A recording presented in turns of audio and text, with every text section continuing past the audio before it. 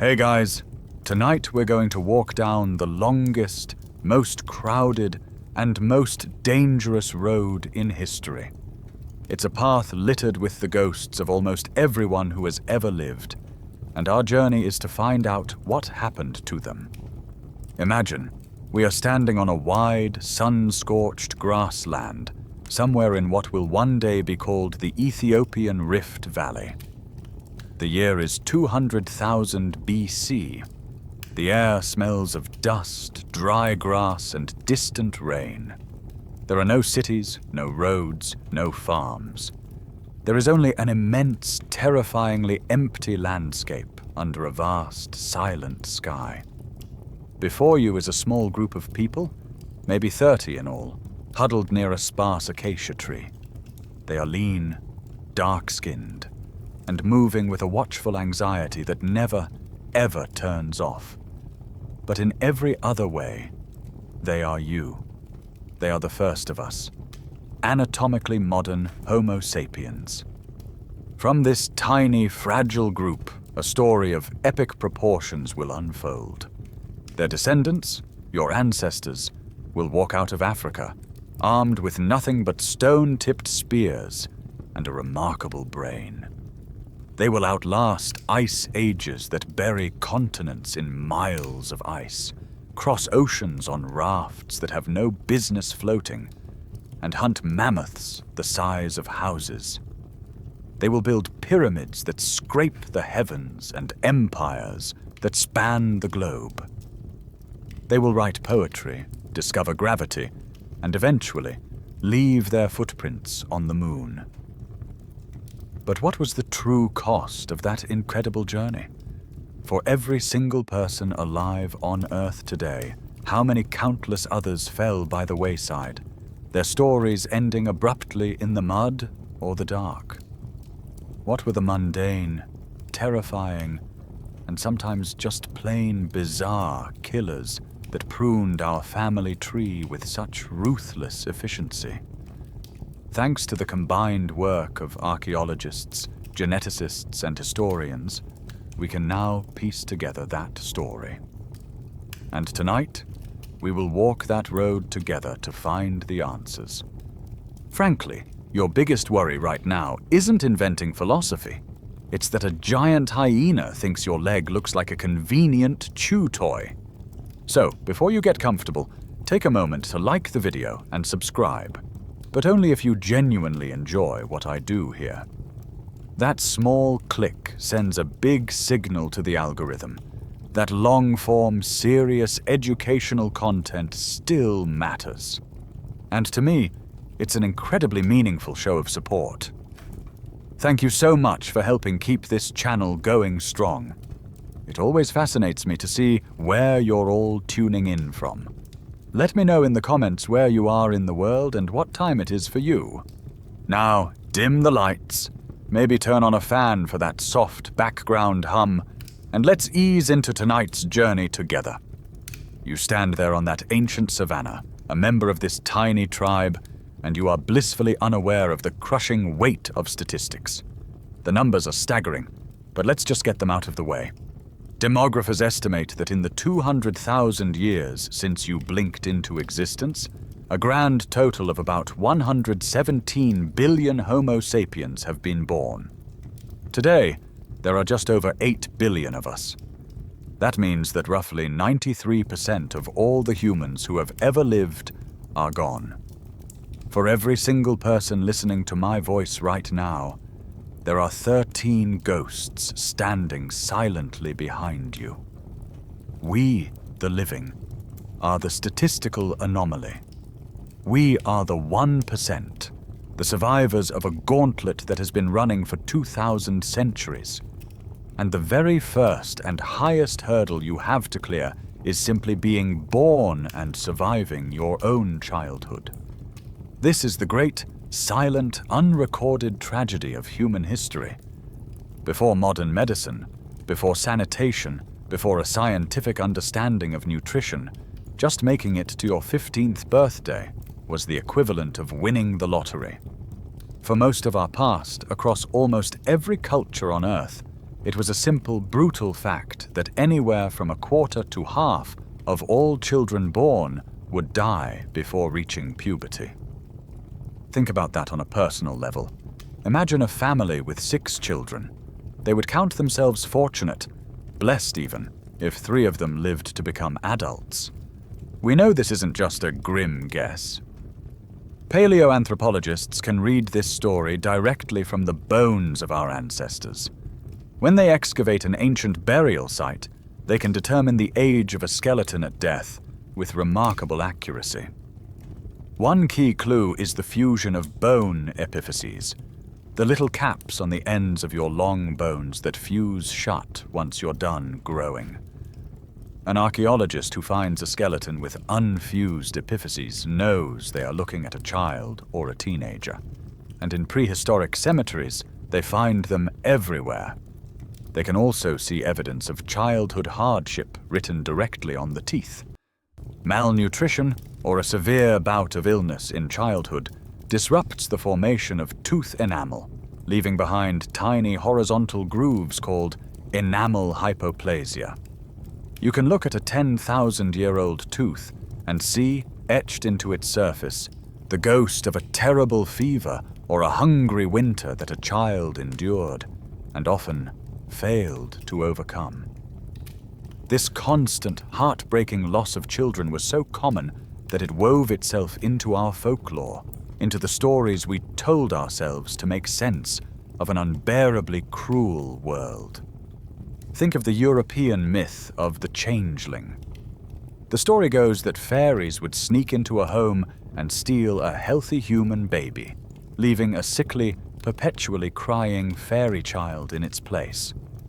It's a fantastical tale, but it likely served as a powerful coping mechanism for parents trying to understand a sudden, inexplicable illness in their infant, what we might now recognize as a congenital disorder, a severe allergy, or sudden infant death syndrome. It was easier to believe your beautiful child had been stolen by magic than to accept that they had simply, incomprehensibly, faded away. This leads to a darker question, one that historians still argue whether it was a common practice or a rare, desperate act. In times of extreme famine or resource scarcity, was the practice of infanticide a grim but pragmatic choice made to ensure the survival of the rest of the family? Or was it a deeply taboo and ritualistic act reserved for very specific, dire circumstances? The evidence is sparse and difficult to interpret, but it reminds us that the first filter of survival was the most brutal of all. You've made it. You survived the statistical cull of infancy, a gauntlet of fevers and teething and mysterious ailments that carried away your siblings. You are a walking miracle. But as you step away from the relative safety of your mother's arms, you realize the world is not a welcoming place. It is a place filled with teeth. You are not the king of this jungle, not by a long shot. You are a soft, slow, two-legged snack, and everything around you is bigger, faster, and stronger than you are. The constant low-level thrum of anxiety you feel is not a disorder. It is a survival trait. Your world is populated by creatures that would give a modern zookeeper nightmares. At night, you hear the soaring, guttural cough of a saber-toothed cat, a predator with canines like steak knives that can sever a spinal cord in a single bite. You know the smell of the cave bear, a creature that makes a grizzly look like a teddy, whose hibernation dens are the very caves your family needs for shelter. Packs of dire wolves, larger and more robust than any modern wolf, drift through the tree lines like gray ghosts, their eyes catching the firelight. Giant hyenas, with jaws capable of crushing bone to powder, patrol the periphery, waiting for a moment of weakness, a child who strays too far. These are not monsters from a storybook. They are your neighbors, and the rent is paid in blood. This ever-present threat of being eaten is precisely why early human settlements are often found in caves or on high ground. Your clan chooses its home not for the view, but for its defensibility. A narrow cave entrance that can be blocked with a boulder, a high cliff ledge that can only be accessed by a single, easily guarded path. These are the prime real estate of the Paleolithic. You are learning to use the landscape itself as a fortress against a world that wants to devour you. And this isn't just a campfire story we tell ourselves to feel brave about our origins. We have the fossilized receipts. In South Africa, the famous skull of a very young hominid child, the Tong child, was found. For years, scientists debated its story. But closer examination revealed something chilling. Tiny puncture marks on the skull and eye sockets. These marks are a perfect match for the talons of a massive, predatory eagle, a bird large enough to snatch a small primate and carry it away. This is one of the oldest cold cases in history, solved millions of years later, reminding us that for our ancestors, death could literally drop from the sky at any moment. It's not just the megafauna either. The world is saturated with smaller, more insidious killers. The river where you get your water is also home to crocodiles that lie in wait, perfectly still, looking like submerged logs. A moment of inattention while you fill your water skin can be your last. The tall grass you have to walk through to gather roots and berries is a perfect hiding place for venomous snakes, whose bite is a death sentence with no appeal. Even a pack of smaller canids, if they catch you alone and away from the tribe, can be just as deadly as a single large predator. Every step you take outside the circle of your camp is a calculated risk. It makes you wonder if our modern, seemingly irrational fears are just echoes of this ancient reality. Why do so many cultures have a universal fear of monsters lurking under the bed or in the closet? Some evolutionary psychologists theorize it's a deeply ingrained predator-response instinct, a genetic memory of a time when there really were monsters with sharp teeth hiding in the dark just beyond the firelight. Your fear of the dark isn't silly. It's the ghost of 1,000,000 years of survival wisdom, whispering to you to stay put. But you, and the rest of your species, are learning. Your brain is a new and potent weapon. You learn to coordinate, to set traps, to use fire to keep the beasts at bay. You are slowly, painstakingly beginning to turn the tables. And this leads to a great and unresolved argument.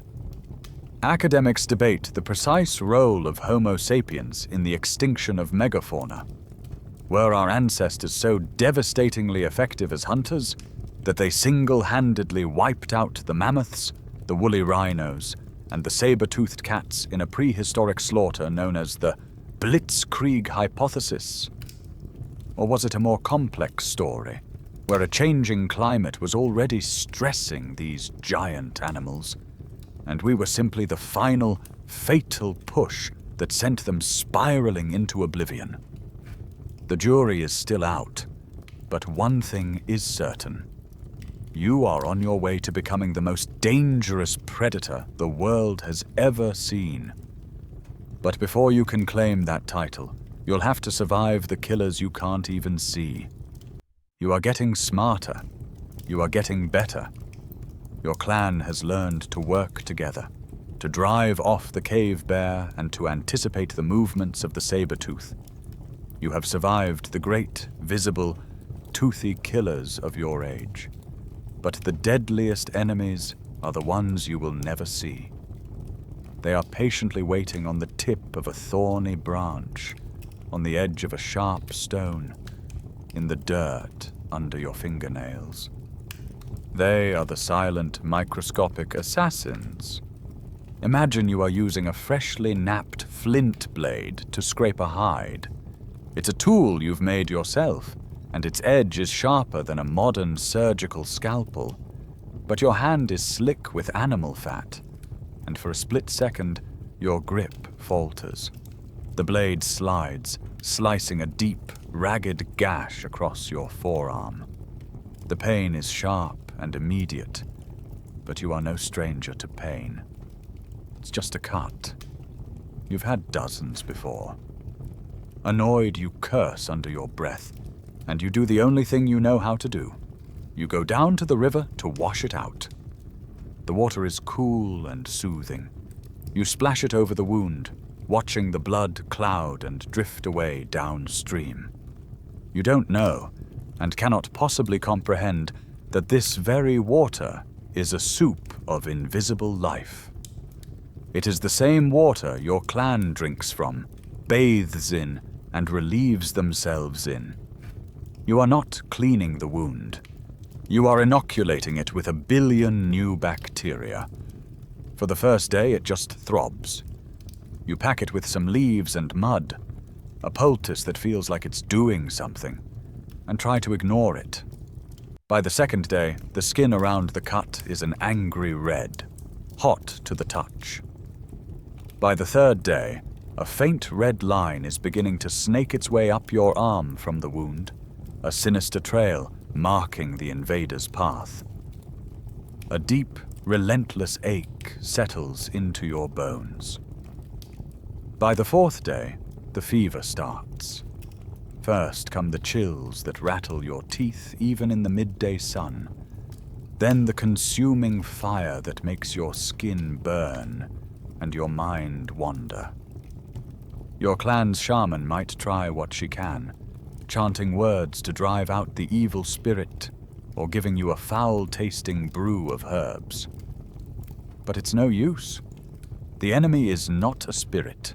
It's a replicating army inside your own bloodstream. You are dying of sepsis, and for almost the entirety of human history, this was the expected outcome of any significant wound. This is why sepsis, or blood poisoning from a bacterial infection, was a leading cause of death from injury until the 20th century. A clean, quick death from a predator's bite was, in many ways, a kinder fate. A deep but non-fatal wound was often far more dangerous because it opened the door for this slow, agonizing, and unstoppable internal siege. We see the evidence of these lost battles written in the skeletons of your fallen comrades. Analysis of ancient skeletons frequently reveals periostitis, a telltale inflammation of the bone's surface. When archaeologists find a prehistoric femur or tibia that looks rough, swollen, and porous, they are seeing the permanent scar of a body fighting a massive, systemic infection. The infection raged in the soft tissues, and the underlying bone itself reacted, trying to wall it off, trying to heal. It's a fossilized record of a desperate, drawn-out war that the person's immune system ultimately lost. Not all ancient peoples were quite so helpless, however. Some stumbled upon treatments that actually worked, even if they had no idea why. Thousands of years from your time, on the banks of the Nile, the ancient Egyptians used a mixture of honey and lint as a wound dressing. It sounds primitive, but it was accidentally brilliant. We now know that honey has natural antibacterial and antimicrobial properties. It creates an inhospitable environment for germs and helps keep a wound clean. They were applying one of nature's best antiseptics, a far cry from the contaminated mud you've plastered on your arm. This drive to do something, anything, to fix an injury sometimes led to more extreme measures. If you took a severe blow to the head, for example, causing your brain to swell, your clan might resort to a terrifying procedure: trepanation. They would take a sharp flint or obsidian scraper and slowly, carefully drill a hole in your skull to relieve the pressure. The very thought is horrifying, and researchers argue about the effectiveness of trepanation. Was this a shockingly successful form of early neurosurgery? A pragmatic response to head trauma? Or was it a purely ritualistic act, intended to release a malevolent spirit that was causing your blinding headaches? The evidence is ambiguous. Archaeologists have found numerous skulls with these holes, and many show clear signs of healing around the edges, meaning the person survived the procedure for weeks, months, or even years. But for every success, how many died on the spot from shock or a subsequent infection? It was the ultimate roll of the dice. But as you lie shivering in your hut, the infection from your simple cut now raging through your entire body, you would probably try anything.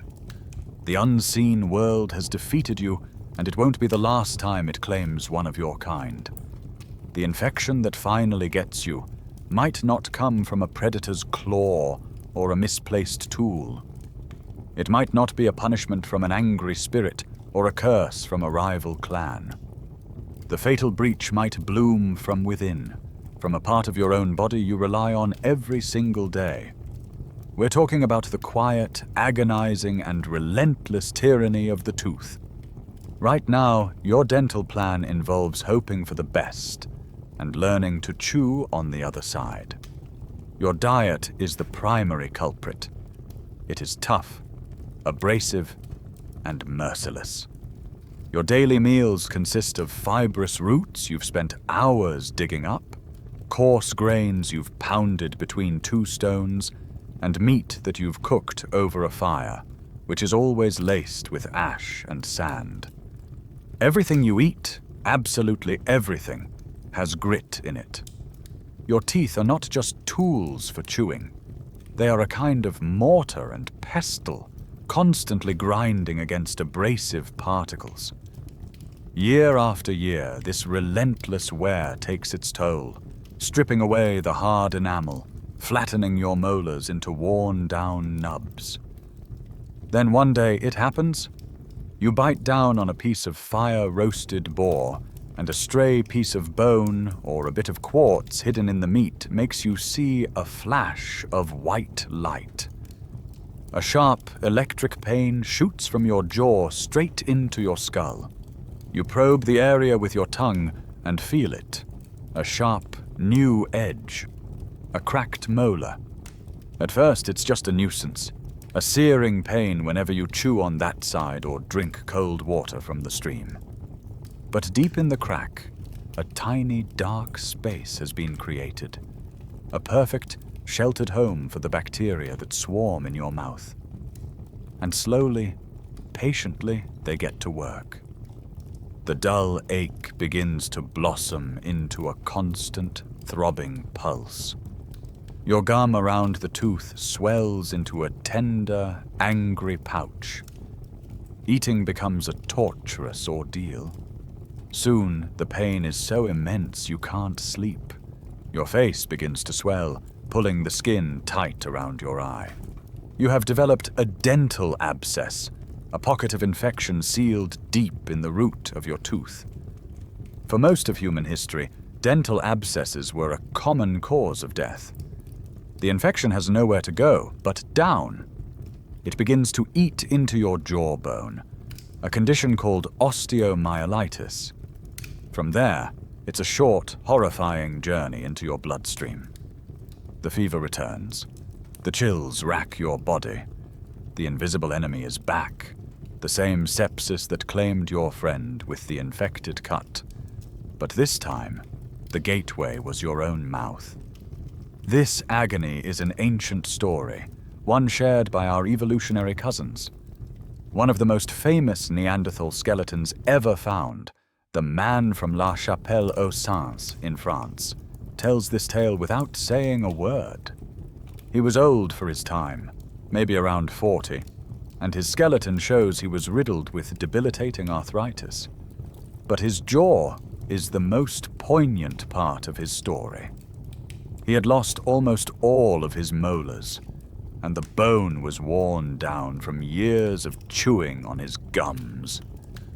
He would have lived in a state of constant grinding dental pain, unable to process the tough meat and plants that made up his diet. The very fact that he survived so long in such a state is powerful scientific evidence not just of his suffering, but of his society's compassion. His clan must have cared for him, perhaps chewing his food for him, keeping him alive long after he could have fended for himself. Humans have always tried to fight back against this particular misery. In Slovenia, archaeologists discovered a 6,500-year-old jawbone with a canine tooth that had a vertical crack. Packed deep inside that crack was a plug of beeswax. This is the world's oldest known dental filling. It wasn't a cure for a cavity in the modern sense, but a desperate and ingenious attempt to seal the crack, to reduce the agonizing sensitivity to air and food. A tiny monument to a person who simply wanted the pain to stop. It makes you consider our own modern dental woes. Many of us have experienced the pain of wisdom teeth erupting sideways, becoming impacted, and requiring surgery. This leads to a fascinating question, and anthropologists debate the wisdom teeth phenomenon. Are impacted wisdom teeth a modern problem? A result of our soft, processed diets that have led to our jaws becoming smaller over time, with less room for that final set of molars? Or have they always been a painful and sometimes fatal liability? A design flaw that has plagued humans since the very beginning. For you, lying in the darkness of your hut, the debate is meaningless. The fire in your jaw is spreading, and the fortress of your body has been breached from the inside. The fire in your jaw is just one way the world can get inside you. But even if you manage to avoid infection, evade predators, and keep all your teeth, you are still utterly at the mercy of a much larger and more indifferent force, the planet itself. There is no weather app on Aurochside. There is no Doppler radar, no 5-day forecast. There is only the sky, the wind, and a gut feeling that you learn to trust more than your own eyes. There is no Gore-Tex against the freezing rain, no insulated shelter against the biting wind. There is only a drafty animal skin tent or a damp cave, and the hope that the fire doesn't go out. You don't think of the weather in terms of inconvenience. You think of it in terms of survival. A sudden unseasonable cold snap that descends on the plains is not a reason to find a warmer coat. It is a mass casualty event. For a small, exposed tribe like yours, a week of freezing temperatures can mean the difference between life and death. You huddle together for warmth, shivering through the endless nights, listening to the weakest members of your clan fall silent, their breathing growing shallow and then stopping altogether. A multi-day heat wave is no different. It's not a day for the beach. It's a relentless, suffocating force that dries up the watering holes, wilts the edible plants, and drains the life from anyone too old or too young to regulate their body temperature. And that's just the temperature. Natural disasters aren't rare. Terrifying events you see on the news, they are a normal part of your existence. One night, you make camp in a dry riverbed, a convenient sheltered spot. But miles away, in mountains you cannot see, a thunderstorm unleashes a torrent of rain. You are woken not by a sound, but by a tremor in the ground, a low roar that grows with terrifying speed. Before you can even scramble up the canyon walls, a flash flood turns your camp into a churning, inescapable death trap. A lightning strike from a summer storm doesn't just make you jump. It can hit the one large, dry tree in the vicinity, sparking a wildfire that moves faster than you can run, a roaring wall of flame that consumes everything in its path. And perhaps the most terrifying disaster is the quietest one, a drought. It is the slow, creeping death that unfolds over months. You watch your primary river shrink from a robust flow to a lazy stream, then to a series of disconnected, stagnant pools, and finally to nothing but cracked, sun-baked mud. The game leaves. The plants wither. Your world dies around you, and there is nowhere else to go. This intimate, deadly relationship with the climate is the defining feature of your life. And sometimes, the climate shifts in ways that are so profound, they reshape human destiny on a global scale. Roughly 13,000 years ago, after a long period of gradual warming as the Ice Age retreated, the planet suddenly and violently snapped back into the freezer. This period, known as the Younger Dryas, was a period of abrupt, severe cooling that lasted for over 1,000 years. For the human populations who had adapted to the warmer world, it was an absolute catastrophe. It is thought that this climatic shockwave was a major driving force behind the invention of agriculture, as the old hunter-gatherer lifestyle became too unreliable in this new, hostile world. We know about these ancient cataclysms with stunning certainty, not from history books, but from a library of time written in ice. Ice core samples from Greenland and Antarctica provide a detailed atmospheric history. Each year, a new layer of snow falls, trapping tiny bubbles of the atmosphere, along with volcanic ash and dust. By drilling down miles into these ice sheets and analyzing these layers, scientists can read the story of the Earth's climate going back hundreds of thousands of years. They can see the ash from the Toba supereruption in Indonesia about 74,000 years ago, a volcanic explosion so colossal it would have triggered a volcanic winter that lasted for years, blocking out the sun and decimating plant life. It's believed this event created a severe genetic bottleneck, reducing the entire human population to perhaps only a few thousand individuals, pushing our species to the very brink of extinction. These colossal, world-altering events are so traumatic that they can linger in our collective memory for millennia, passed down as myths. The story of Noah's Ark and other ancient flood myths from around the world may be cultural memories of a very real event: the massive sea level rise that occurred as the great ice sheets finally melted. For peoples living on the coasts, the world literally would have drowned, the waters rising year after year, swallowing their villages and lands in a cataclysm that could only be explained as an act of divine, world-ending fury. The climate's power to shape our fate didn't end in prehistory. Even in more recent, well-documented times, its influence is a matter of intense discussion. Historians and climatologists still argue about the precise social and political effects of the Little Ice Age, a period of cooling that gripped the world from roughly 1300 to 1850. Did the repeated crop failures and resulting famines in 18th century France create the desperate revolutionary tinder that exploded into the French Revolution?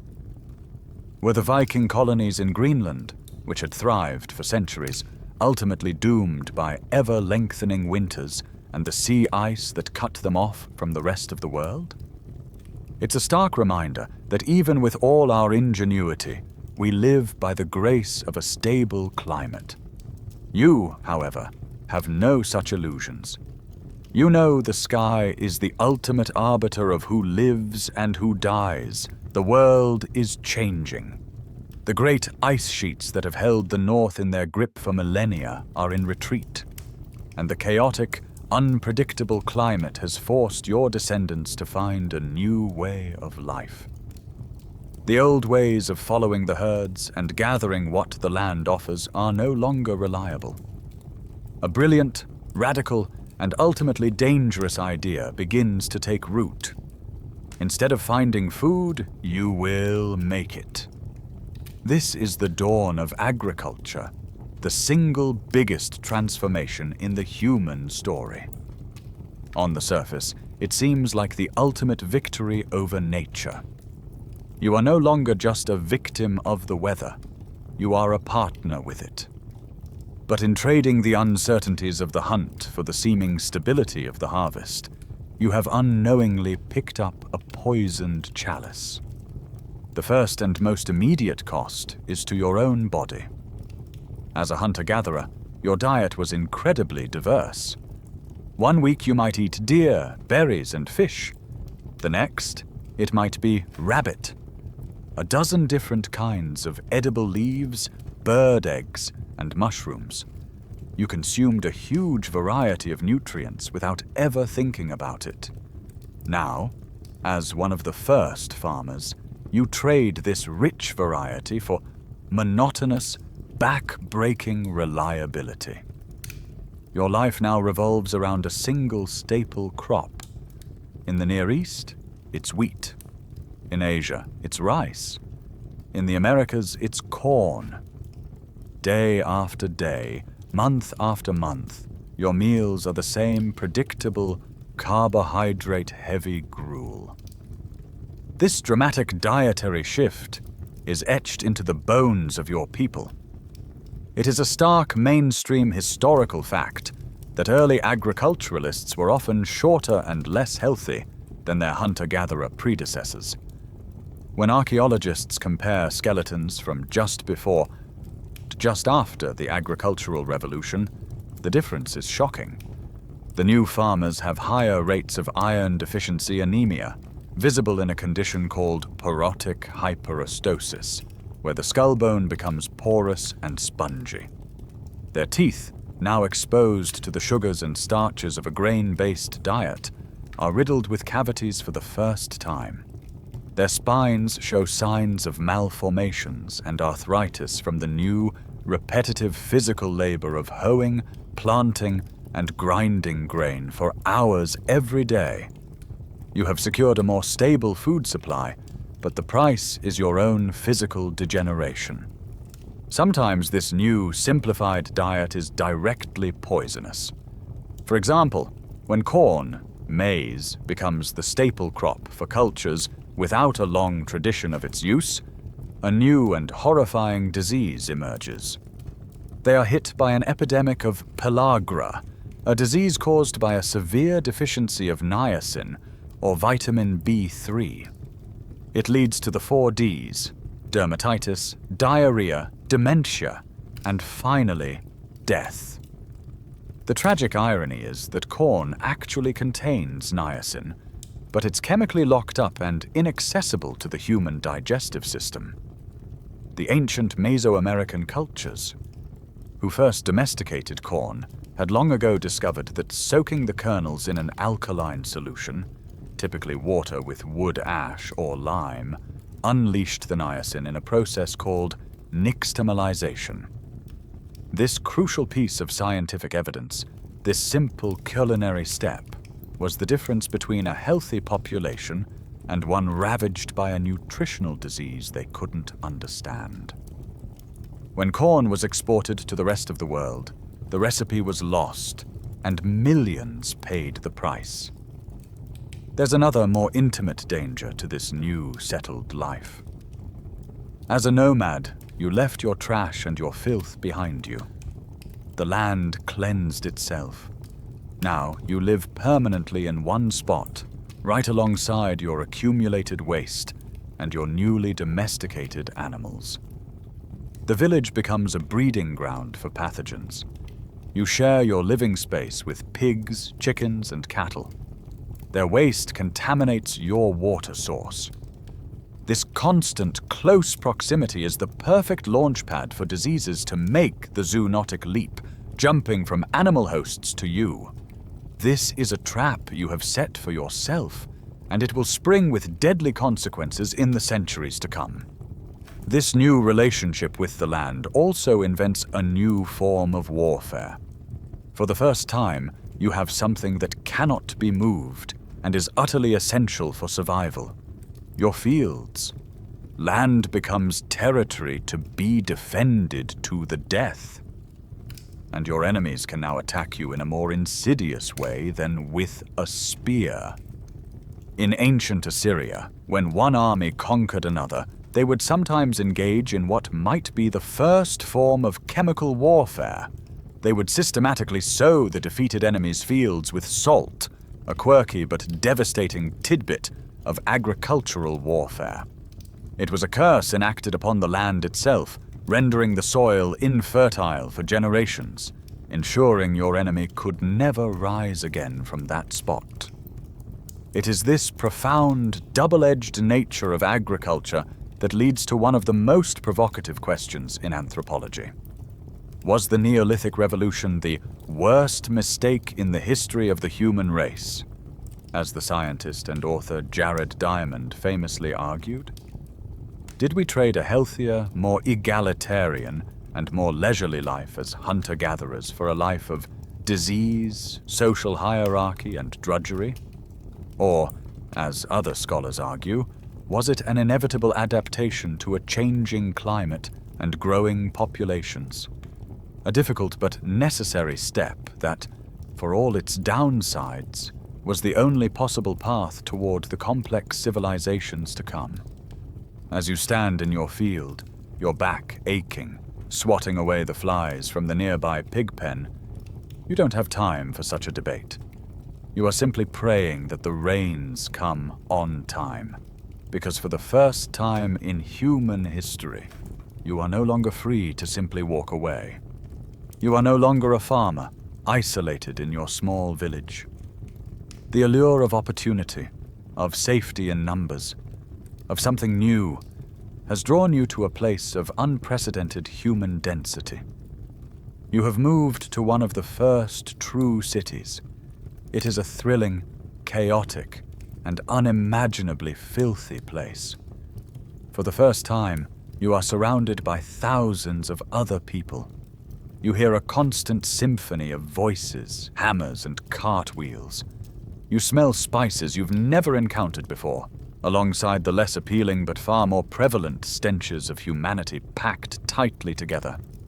You have traded the quiet terror of the empty plain for the loud, vibrant, and infinitely more dangerous petri dish of the city.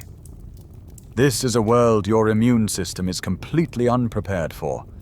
Remember the animals you brought into your life back in the village? Your cattle, your pigs, your goats. They were your insurance against starvation, but you've unknowingly been living with a Trojan horse. For millennia, these animals have had their own diseases, pathogens that they co-evolved with. A disease like rinderpest in cattle, for instance, was just a part of their world. But now, with thousands of people living cheek by jowl with their livestock, the viruses have hit the jackpot. They have a critical mass of new hosts to jump to. A virus mutates, a herder breathes in the wrong droplet, and suddenly a mild cow disease becomes a terrifying human killer. Measles. Smallpox may have made a similar jump from camels or rodents. This is zoonotic spillover, and the city is its perfect launch pad. This is why measles, now considered a common childhood illness, was a devastating killer in virgin populations with no prior exposure. For a disease like measles to persist, it needs a constant supply of new, non-immune hosts. In a small hunter-gatherer band, it would burn through the population and then die out for lack of new victims. But a city is a bottomless buffet. With a new baby born every hour, the virus never runs out of fuel. It becomes endemic, a permanent, smoldering feature of urban life. It is, in the truest sense, a disease of civilization. We have built a paradise for our pathogens. This isn't just a historical theory, it's a genetic fact. Modern science can act as a kind of molecular clock. By comparing the genetic code of the human measles virus to its closest living relative, the rinderpest virus in cattle, genetic analysis shows it likely diverged and made the jump to humans around the 6th century BC. This date is not random. It coincides perfectly with the rise of the first truly large, dense urban centers in places like Persia, Babylon, and the burgeoning cities of Asia. The science tells the exact same story as the archaeology. Big cities created the perfect storm for big epidemics. But the most immediate threat isn't the one you breathe in, it's the one you drink. All the progress and complexity of your new city has a fundamental design flaw. There is no plumbing. All of your waste, every drop of human and animal filth, is simply thrown into the street. When it rains, it washes into a single convenient location, the same river you and 10,000 other people use for drinking, cooking, and bathing. You are, in effect, drinking your own toilet. This creates a paradise for waterborne diseases like cholera and typhoid. A single infected person can contaminate the water supply for an entire city, triggering an explosive outbreak that sickens thousands and kills hundreds in a matter of weeks. The river that was once the source of life is now the city's primary vector of death. Even the most advanced civilizations of the ancient world understood this problem on a gut level, even if they didn't know about the germs. In ancient Rome, an empire famous for its aqueducts and engineering, they also built a massive sewer system, the Cloaca Maxima, to try and flush the city's waste into the river Tiber. This system was so vital to the city's survival, so central to its health, that they even had a goddess for it. Her name was Cloacina, the goddess of the sewer. It's a quirky and telling fact. Worshipping the entity in charge of your waste disposal was a very real form of public health prayer, a plea to a divine power to keep the filth and the sickness it brought flowing away from you. This constant threat of a new, mysterious disease wiping out a city is one of history's great themes. One of the most famous examples remains a chilling medical mystery. During the Peloponnesian War, the historian Thucydides gave a terrifyingly precise clinical description of a plague that struck his city of Athens, killing perhaps a third of its population. He detailed the high fever, the chest pains, the violent vomiting, and the unbearable thirst. His account is so good that for centuries, scholars have debated whether the plague of Athens was an early outbreak of typhoid fever, Ebola, bubonic plague, or another unknown pathogen. It's a 2,400-year-old cold case. For you, living in this new, exciting, and fragile urban world, it's a terrifying reminder that a new killer could be just one bad sip of water away. The city has introduced 1,000 new ways to die, from the water you drink to the air you breathe. But for half of the population, the greatest single danger they will ever face comes not from the outside world, but from the most natural and fundamental process of life itself. You are a woman, and you are about to give birth. This is not a moment of sanitized, medicalized joy. It is a terrifying roll of the dice. This danger is a uniquely human problem, a deep flaw in our own magnificent design. It's called the obstetric dilemma, and it's the result of two of our greatest evolutionary achievements coming into direct conflict. First, we stood up. Walking on two legs freed our hands and let us conquer the world, but to do it efficiently, our pelvis had to become narrower and more rigid. Second, our brains exploded in size. This intelligence is our ultimate weapon, but it means our babies have enormous heads. The dilemma is brutally simple. You have to pass a very large, bony object through a relatively small, bony opening. Every other primate, a chimpanzee, a gorilla, gives birth with comparative ease. For a human, it is a perilous and painful mechanical puzzle, and for most of history, getting it wrong was fatal. Every single pregnancy is a life-threatening condition. As you go into labor, there are no doctors, no monitors, no sterile delivery rooms. There is only a local midwife, her hands as clean as a bucket of well water can make them, and a collection of folk wisdom passed down through generations. You are surrounded by the women of your family, their faces etched with a mixture of encouragement and deep-seated fear. They've all seen this go wrong before. They've all lost sisters, cousins, and friends to the ordeal you are now beginning. The list of what can kill you is terrifyingly long. The baby could be in the wrong position, breech, or with a shoulder stuck. An obstructed labor that, without a C-section, is an almost certain death sentence for both mother and child. After the delivery, the bleeding might not stop, a postpartum hemorrhage that can drain the life from you in a matter of minutes. But the most common and insidious killer is the one that arrives a few days later. It was known for centuries as childbed fever, a raging infection that would set in after the exhausting, tearing trauma of birth. Before the germ theory, no one knew why it happened, only that it was a terrifyingly common postscript to the miracle of life.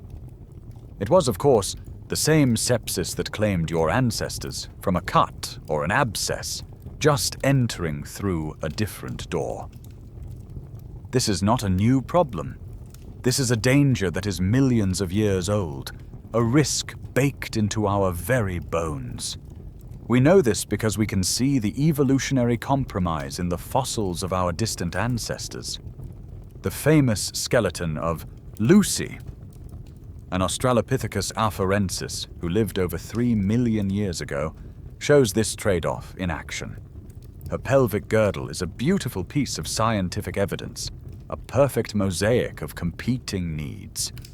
It is clearly adapted for walking upright, but it's also wider and shaped differently than a male's, designed to accommodate the passage of a newborn. Even for her, with an infant that had a brain only a third the size of a modern baby's, childbirth would have been a more difficult and dangerous affair than for any ape. We have been walking this tightrope for a very long time. Given the stakes, it's no surprise that people have always sought any knowledge, any trick that might offer a glimpse of control over the process. In ancient Egypt, the Kahun Papyrus, one of the oldest medical texts in the world, describes ingenious methods for diagnosing pregnancy. One test instructed a woman to urinate on 2 different bags of grain, one filled with barley and one with emmer wheat. If either bag sprouted, she was pregnant. If the barley sprouted first, it was a boy. If the emmer sprouted, a girl. It's a fascinating and quirky tidbit, and while the sex prediction part was pure guesswork, modern studies have shown that the estrogen in a pregnant woman's urine can, in fact, sometimes stimulate seed germination. It was a fragment of accidental science in a world of overwhelming uncertainty. For millennia, the domain of childbirth belonged exclusively to women, to midwives who built up a body of practical, hands-on knowledge. But in the last few centuries, a major shift occurred as male physicians began to enter the field. This transition sparks a debate that historians still argue about. Was the intervention of male physicians a genuine advance in medical science, or was it a professional takeover that initially discarded crucial wisdom? For all their new anatomical knowledge, these early doctors often dismissed the holistic and hygienic practices of midwives. Tragically, a doctor might go directly from dissecting a corpse to delivering a baby without washing his hands, unknowingly carrying childbed fever from one patient to the next. It took the heroic and much ridiculed efforts of figures like Dr. Ignaz Semmelweis in the 1840s to prove that simple hand-washing could save countless mothers' lives, a piece of basic wisdom that many midwives had likely understood intuitively for generations. For you, in your moment of trial, These future debates are irrelevant. You are simply focused on the next breath, hoping to survive the perilous journey of bringing a new life into the world.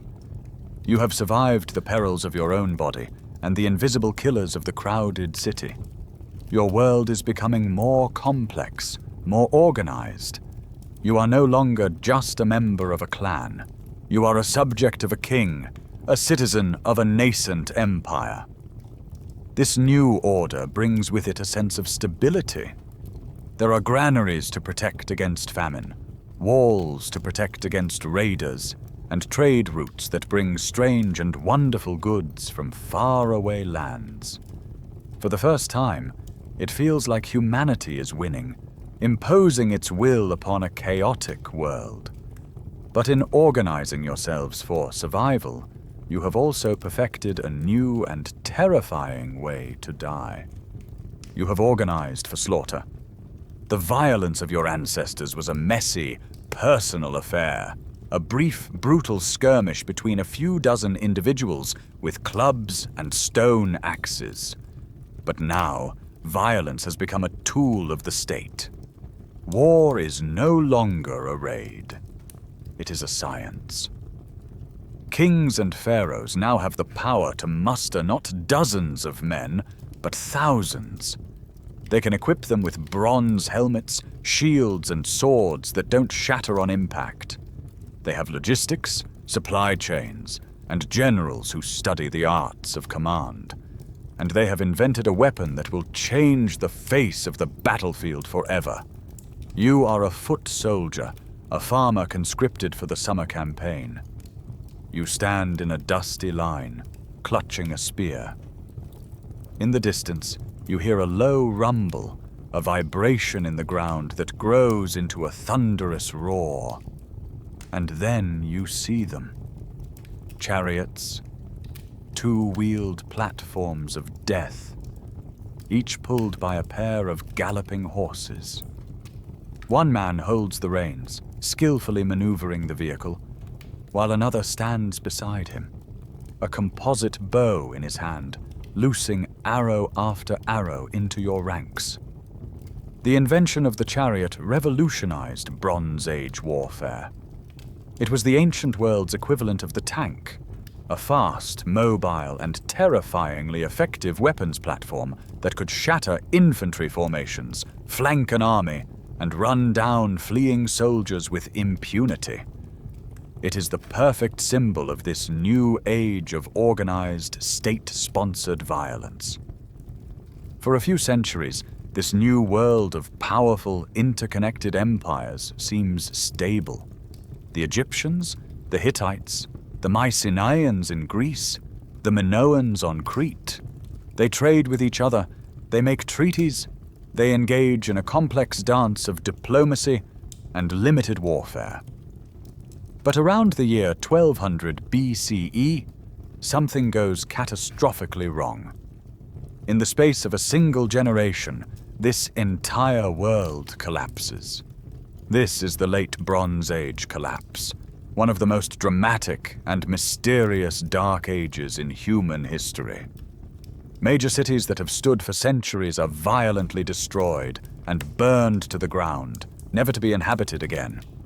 Palaces are looted, trade routes vanish, and entire writing systems are lost, plunging the region into illiteracy for hundreds of years.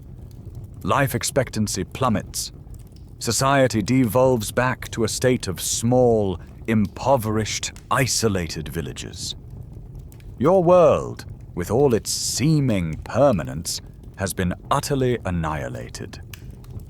For a long time, historians thought this level of organized violence was unique to these great empires of the Near East and Mediterranean. But the scientific evidence tells us a different story. In a quiet river valley in Germany, a place called Tollenz, archaeologists have uncovered the remains of a single, massive battle fought around the same time in 1250 BCE. This was no small skirmish. The remains of thousands of warriors have been found, along with their weapons and the bones of their horses. Forensic analysis of the skeletons shows men who were well-fed and muscular, professional soldiers, not farmers. They have wounds from arrows, spears, and clubs.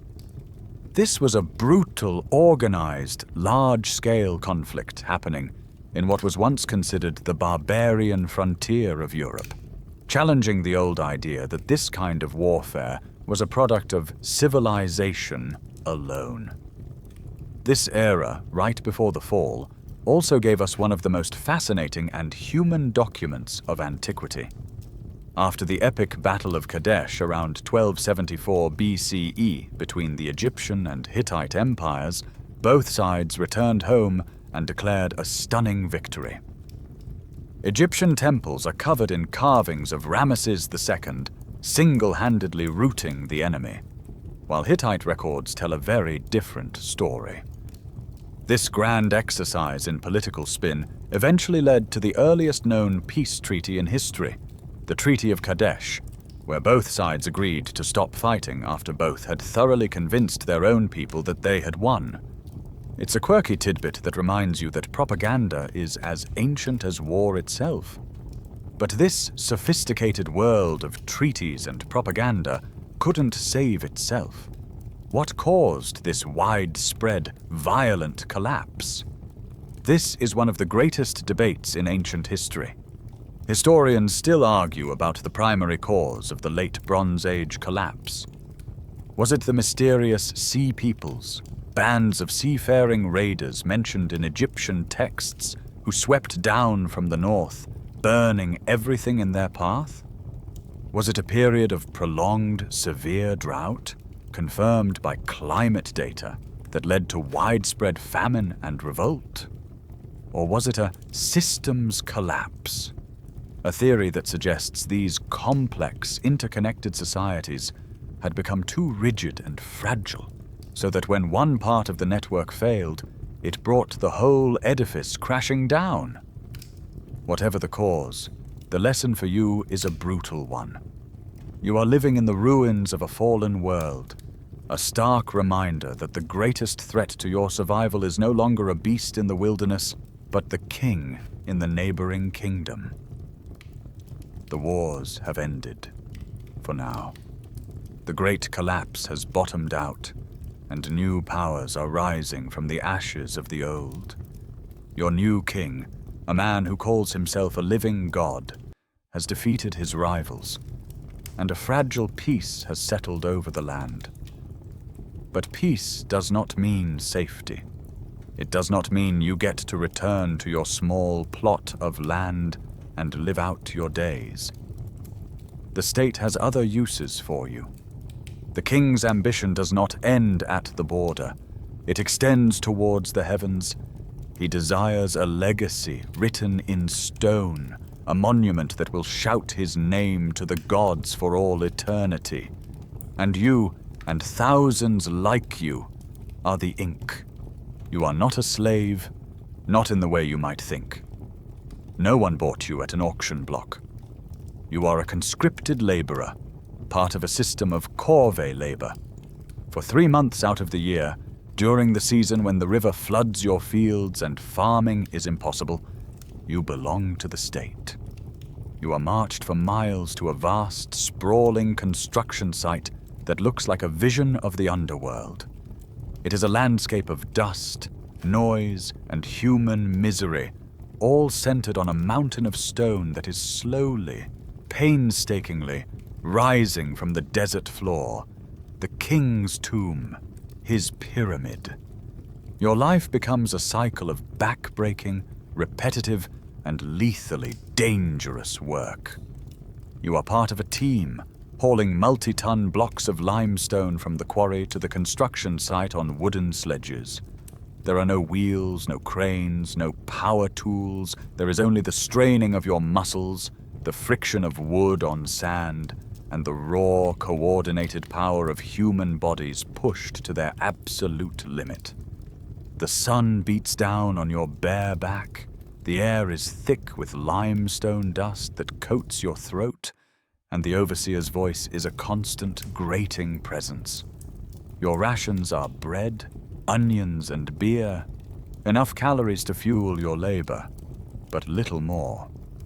Safety standards are non-existent.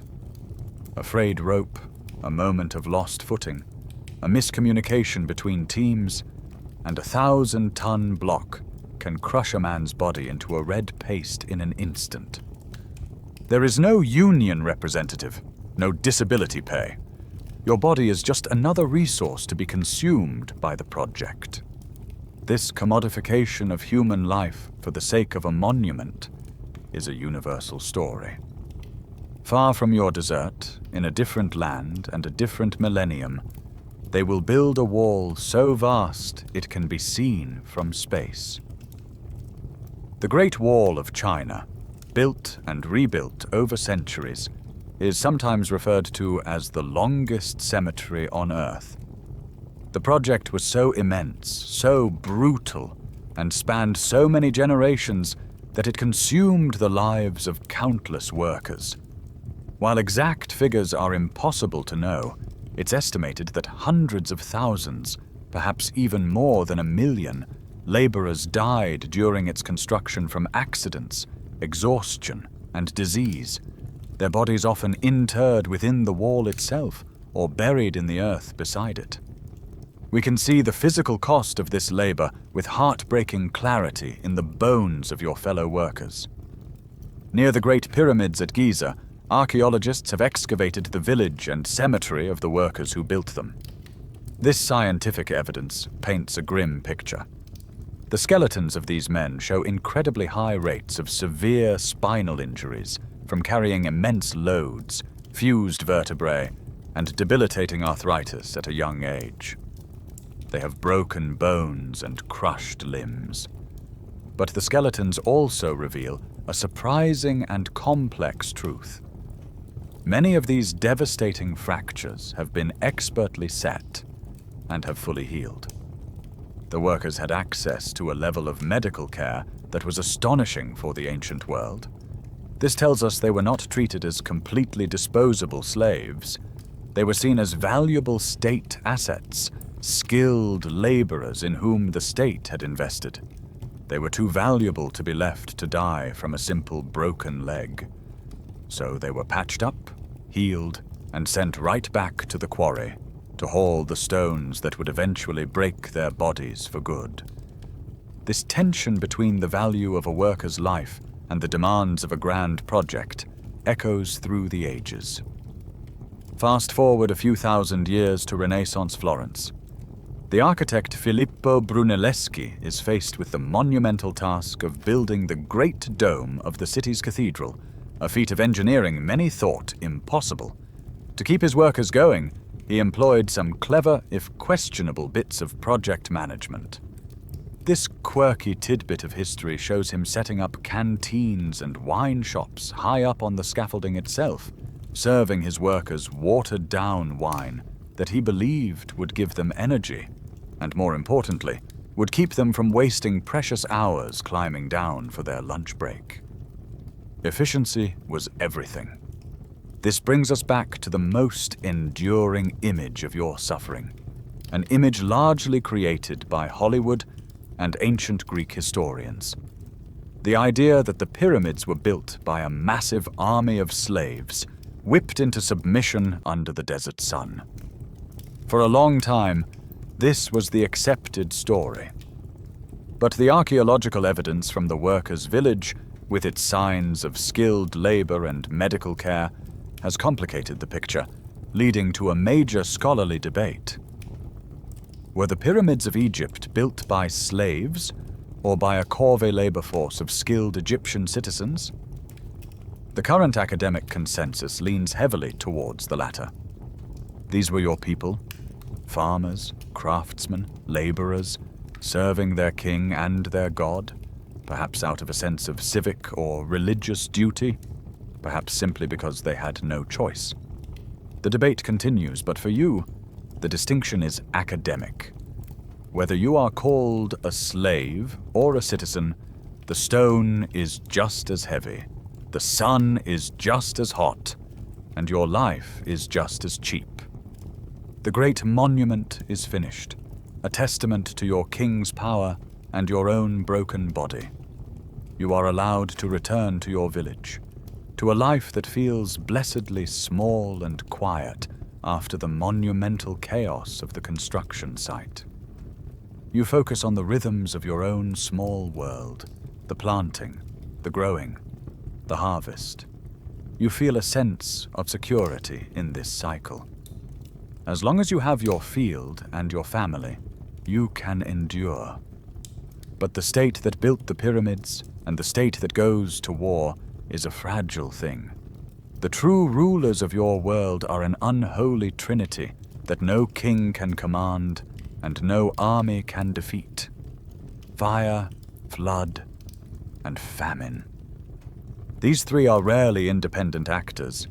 They are a devastating team, a feedback loop of destruction.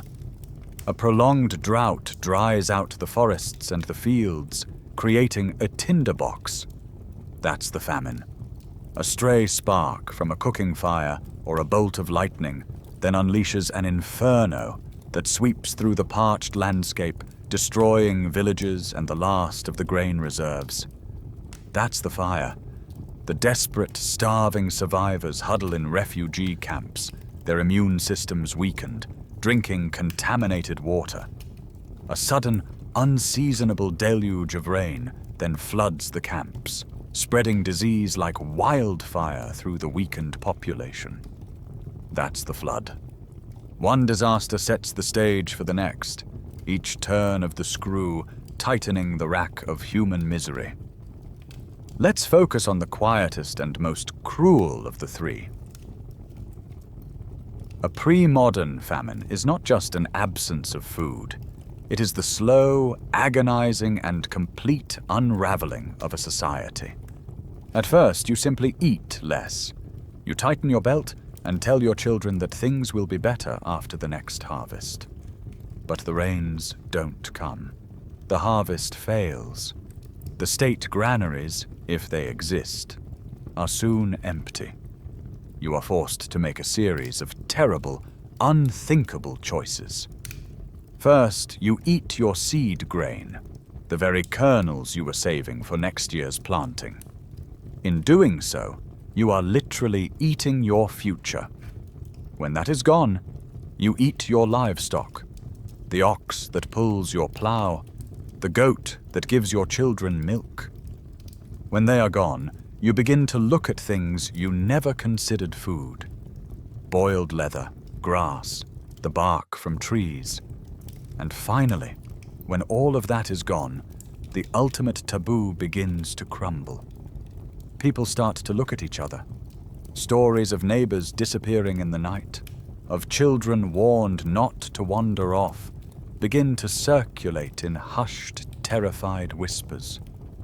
Famine dissolves the bonds of family, community, and humanity itself. This is not a hypothetical horror. It is a repeating pattern in our history. In the years 1315 to 1317, a period of catastrophic climate change brought relentless rain and cold to Europe, triggering the Great Famine. It was a disaster on a continental scale.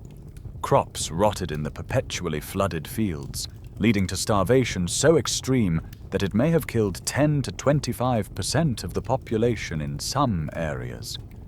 It was a Malthusian nightmare come to life, a society that had grown to the very edge of its food supply, only to be pushed over the cliff by a few years of bad weather. It profoundly weakened the continent, creating a generation of malnourished survivors who were tragically unprepared for the even greater catastrophe that was waiting in the wings. The Black Death. We can track these ancient famines with incredible precision by listening to the quiet testimony of trees. The science of dendrochronology, or tree ring dating, allows us to map historical patterns of drought and rainfall. In a wet year, a tree grows a wide ring. In a dry year, the ring is narrow. By taking core samples from ancient trees, scientists can create a year-by-year climate record, stretching back thousands of years. This data often correlates perfectly with the archaeological record. For instance, tree ring data from the American Southwest shows a prolonged, devastating drought in the late 13th century, which lines up exactly with the time the ancestral Puebloan people abandoned their magnificent cliff dwellings at Mesa Verde. The trees tell us their story. The rains stopped, the crops failed, and they had no choice but to leave. The memory of these constant existential struggles against the elements echoes in the most unexpected places, even in our children's songs. The nursery rhyme, "London Bridge is falling down," may have its origins in the perpetual, real-world struggle to maintain a wooden bridge against the constant threats of fire and flood. A more grim and likely untrue folk theory suggests it might even be a distant memory of a pagan practice called immurement, the ritual of sacrificing a person, often a child, and walling their body into a structure's foundation to act as a magical guardian spirit. It's a quirky, chilling thought that a simple children's game could be a ghost of an unthinkable horror. This deep connection between a society's survival and the whims of its climate is the basis of one of our most ancient and powerful stories. In the biblical book of Genesis, the story of Joseph interpreting the Pharaoh's dream of 7 fat cows and 7 lean cows is a story about surviving a famine through foresight and state planning. This has led to a fascinating scholarly debate. To what extent does the story of Joseph and the 7 years of famine in Egypt reflect a genuine historical memory of the boom and bust cycles of the Nile's inundation?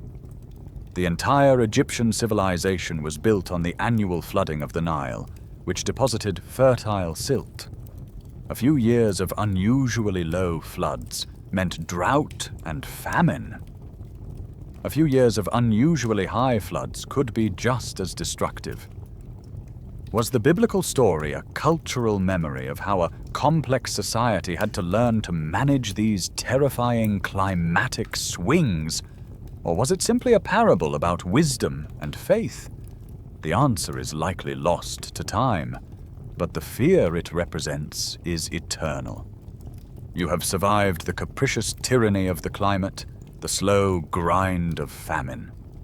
You now find yourself living in a world of unprecedented order and power.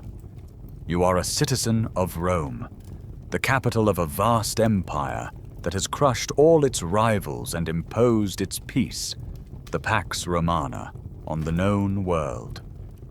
It feels like humanity has finally turned a corner.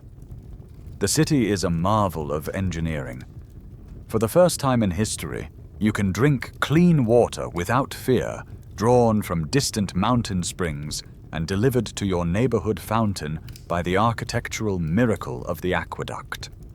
The city's filth, which would have festered and bred disease in any earlier metropolis, is carried away from you, hidden deep underground in the stone-lined arteries of the Cloaca Maxima. You can visit the public baths, vast marble palaces where for a tiny fee you can get clean, exercise, and socialize. It seems you have finally escaped the ancient squalor. But this new, cleaner world has merely invented newer, more efficient ways to die. The Roman paradox is that it perfected sanitation and slaughter in equal measure. The casual cheapness of life is nowhere more apparent than in the grand spectacle of the Colosseum. You join the roaring crowds, taking your seat in the great amphitheater, the sun beating down as you wait for the day's entertainment to begin. And it is a day of death. You watch gladiators, men trained to a perfect peak of physical fitness, hack each other to pieces for your amusement. You cheer as exotic animals, lions from Africa, bears from Germany, are released into the arena to maul condemned criminals in the gruesome practice of damnatio ad bestias.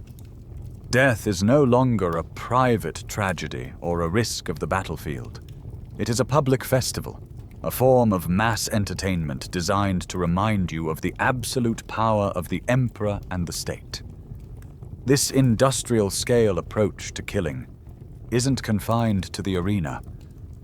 The very engine of the empire's success, its magnificent army, is also one of its greatest liabilities.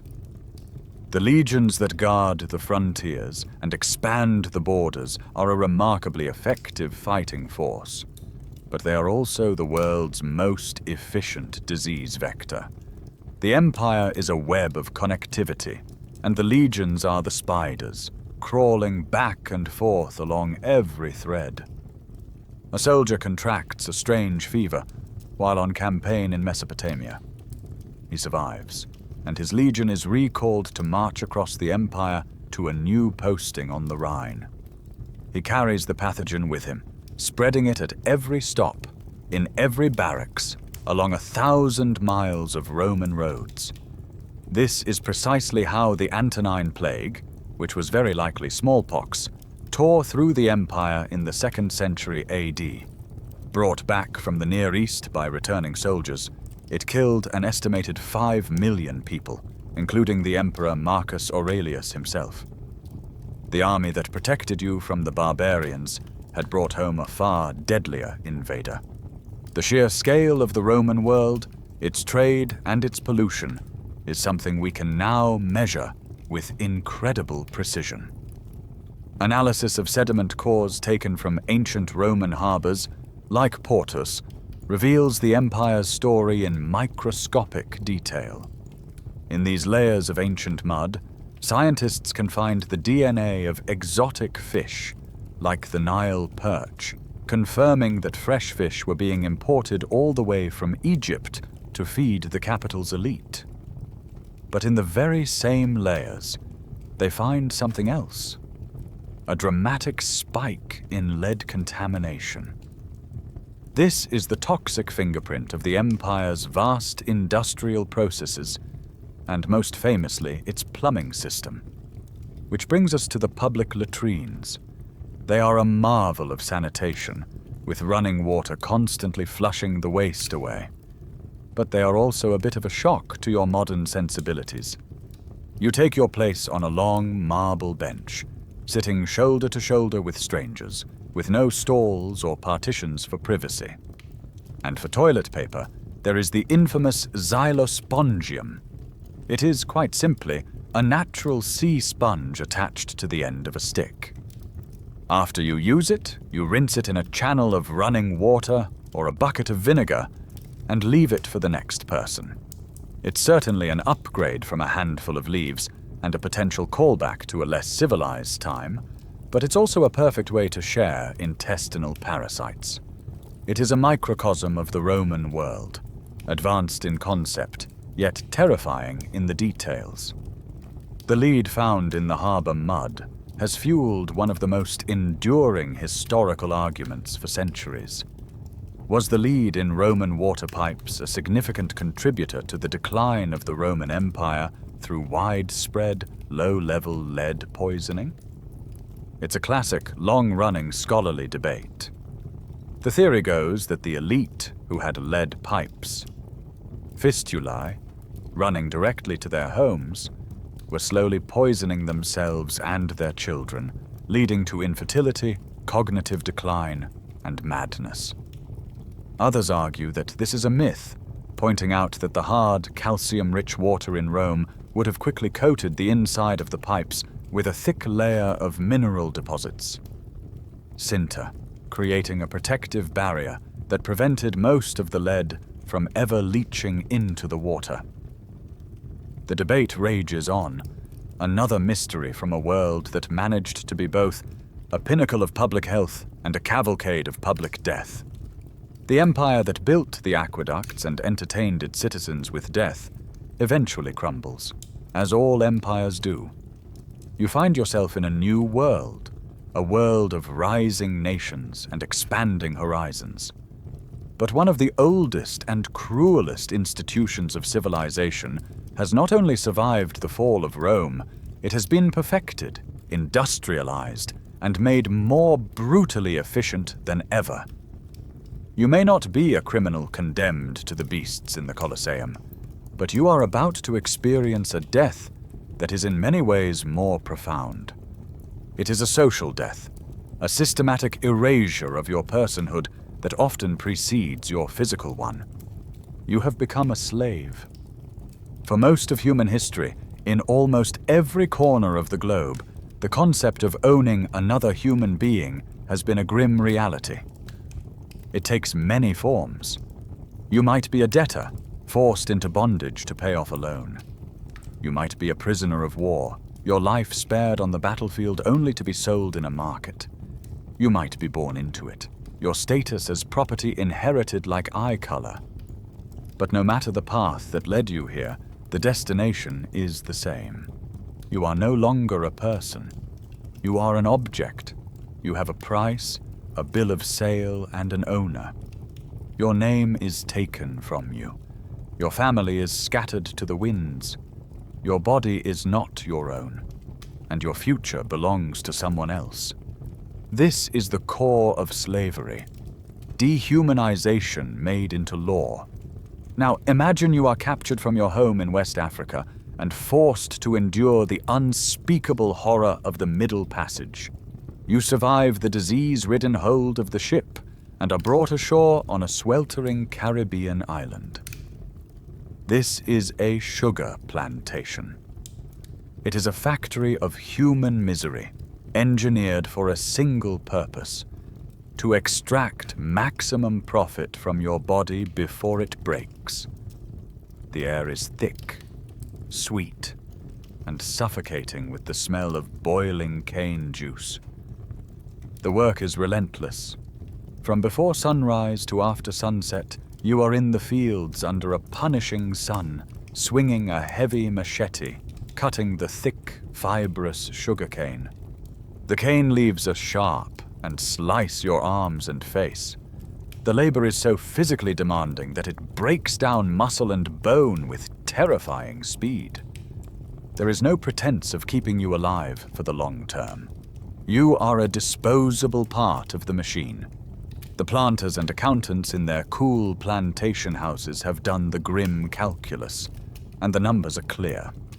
It is cheaper to import a new slave from Africa than it is to provide the food, housing, and medical care necessary to keep a current slave alive and healthy into old age.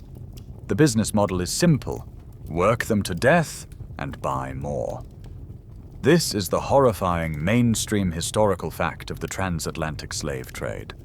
The life expectancy of an enslaved person working on a sugar plantation was approximately 20 years. Plantation in the Caribbean or Brazil during the 18th century was often as low as 7 to 9 years from the moment they first set foot on the island. You are, in effect, given a death sentence with a 7-year fuse. The physical toll of this brutal existence is something we can now read with our own eyes, written in the remains of those who did not survive. Bioarchaeological studies of skeletons excavated from the unmarked cemeteries of enslaved people provide stark scientific evidence of their suffering. The bones tell a story of extreme and unceasing physical stress. Archaeologists find high rates of severe arthritis in the spines and joints of people who were still young adults, the clear result of years of relentless heavy labor.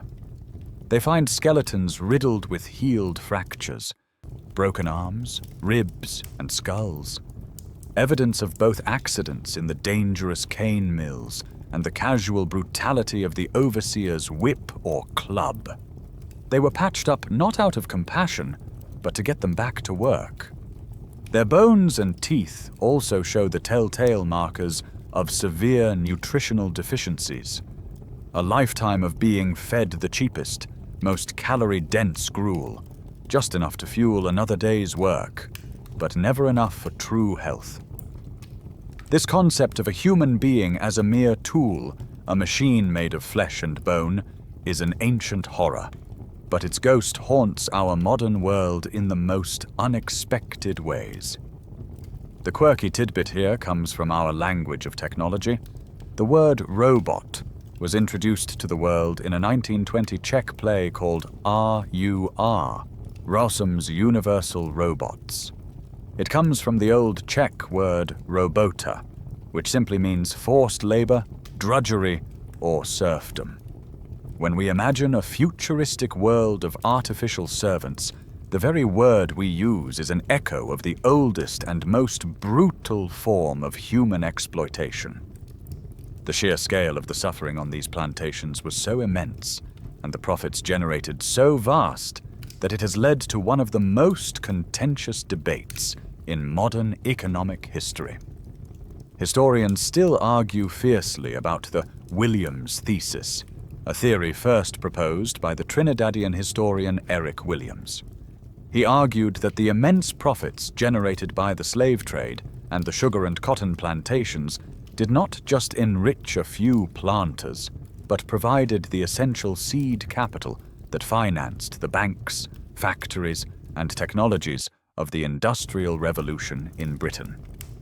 Was the world of steam engines and modern capitalism, a world of supposed progress and enlightenment, fundamentally built on the foundation of millions of broken bodies and lives cut short in the Caribbean sun? It's a deeply uncomfortable question, suggesting that the social death you endured was not just a tragedy, but an economic engine that helped create the modern world. The world of masters and slaves, of kings and conscripts, is now a deeply interconnected one. Trade routes stitch the continents together, creating a vast web of commerce and exchange. Silks from China, spices from India, and grain from the Black Sea flow towards the hungry markets of Europe. This network has made your world richer, more vibrant, and more complex than ever before. It has also made it exquisitely vulnerable, for something else is traveling along these routes. A stowaway passenger on a Genoese merchant ship, an invisible tourist of death that is about to bring your entire world to its knees. This is the main event. This is the Great Plague. You are standing on the docks of Messina, in Sicily, in the autumn of 1347. You watch as a fleet of 12 trading galleys arrives, sails limp, having completed the long journey from the port of Kaffa on the Black Sea. But something is terribly wrong. There is no triumphant shouting from the sailors, no activity on the decks. An unnatural silence hangs over the ships. As they drift into the harbor, a horrific stench rolls off them, a smell of sickness and decay that makes you gag. When the harbormaster and a few brave townsfolk board the lead ship, they are met with a vision from hell. The ship is a floating graveyard. Most of the crew are dead, their bodies rotting where they fell. The few who are still alive are barely human. They are delirious with fever, unable to speak, and covered in strange, black, oozing boils, buboes in their armpits and groins. The terrified authorities of Messina immediately order the death ships out of the harbor, but it is already too late. The rats carrying the fleas that carry the plague have already scurried down the mooring ropes and vanished into the city. Within days, Messina is a city of the dying. The disease, the bubonic plague, begins its relentless march across the continent. It moves at the speed of a walking man or a rolling cart, an inexorable tide of death that no army can stop and no wall can contain. The numbers are so vast they are almost meaningless. A statistical apocalypse. It is the single greatest demographic catastrophe in recorded history. The Black Death killed an estimated 30% to 60% of Europe's entire population in just a few years. In some cities, the death toll was over 80%. The living spent their days doing little more than dragging the dead out of their houses and piling them into mass graves. It would take Europe over 200 years for its population to recover to pre-plague levels. The very fabric of society dissolves under this onslaught. You watch your world turn inside out. Law and order vanish. Fields lie fallow, their owners dead. Priests, who are supposed to offer the comfort of last rites, hide in terror, refusing to visit the sick. Doctors with no cure to offer can only watch their patients die. The bonds of family, the most sacred institution of all, snap under the strain. You hear stories, and then you see it with your own eyes. Terrified parents abandoning their sick children, locking them in their rooms to die alone. Desperate for an explanation, for some way to appease what can only be the wrath of God, the flagellant cults arise. You watch them march through your town, hundreds of them, stripped to the waist, chanting prayers while they publicly whip themselves and each other with leather scourges tipped with iron, their backs a bloody pulp. It is a spectacle of mass hysteria and collective despair. In the midst of this horror, a new and terrifying figure appears on the streets. The plague doctor. He is a municipal physician, hired by the town to treat the sick, though in reality he mostly just counts the dead. His appearance is the stuff of nightmares. He is covered head to toe in a long, waxed leather coat. On his face, he wears a piece of protective equipment that will become an iconic symbol of the plague, a beak-like mask with glass eyepieces. This isn't just for show. The doctor believes the plague is caused by miasma, a form of poisonous, bad-smelling air. The long beak of his mask is stuffed with aromatic herbs, spices, and flowers. Mint, cloves, camphor. A primitive and entirely useless gas mask designed to protect him from the deadly miasma. This quirky, terrifying costume is a monument to a world trying to fight a monster it fundamentally did not understand. For centuries after the event, a debate lingered. Was the Great Pestilence described in medieval chronicles really the same bubonic plague we know today? The symptoms and the sheer lethality seemed, to some, to be different. The mystery was finally solved not by historians, but by geneticists. DNA was extracted from the tooth pulp of skeletons found in 14th century plague pits across Europe. The hard enamel of a tooth creates a perfect, sterile time capsule, protecting the genetic material of any pathogens that were in a person's bloodstream at the time of death. The scientific evidence was undeniable. The DNA sequence was a perfect match for Yersinia pestis, the bacterium carried by fleas that causes the bubonic plague. The ancient killer had been definitively identified. When the plague finally burned itself out, the world was silent, empty, and profoundly changed. With so many dead, laborers were suddenly a scarce and valuable commodity. For the first time, peasants could demand higher wages and better working conditions, shattering the old bonds of feudalism. This massive social and economic upheaval has led to one of history's great debates. Did the massive social and economic disruption caused by the Black Death directly pave the way for the Renaissance? By wiping the slate clean, did it create the conditions for a rebirth of art, culture, and science? Or, as other scholars argue, did it merely accelerate profound changes that were already underway, acting as a brutal catalyst rather than a primary cause? You, a survivor standing in a world half empty of people, don't know the answer. You only know that nothing will ever be the same again. You have walked through the valley of the shadow of death and emerged, blinking, on the other side. The world is emptier, quieter. The plague has receded, leaving behind a profound and lasting trauma, and a deep, abiding fear of the next mysterious illness. You are now determined to take your health seriously. If you feel a fever coming on, a pain in your chest, you will not simply pray or wait for it to pass. You will seek out an expert. You will go to a physician, a man of learning who has studied the ancient texts of Hippocrates and Galen.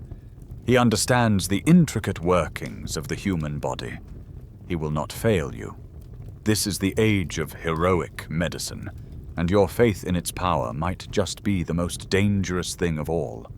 Your doctor sits you down and listens intently as you describe your symptoms. He nods sagely. The problem, he explains, is quite simple. Your body is governed by 4 vital fluids, or humours: blood, phlegm, yellow bile, and black bile.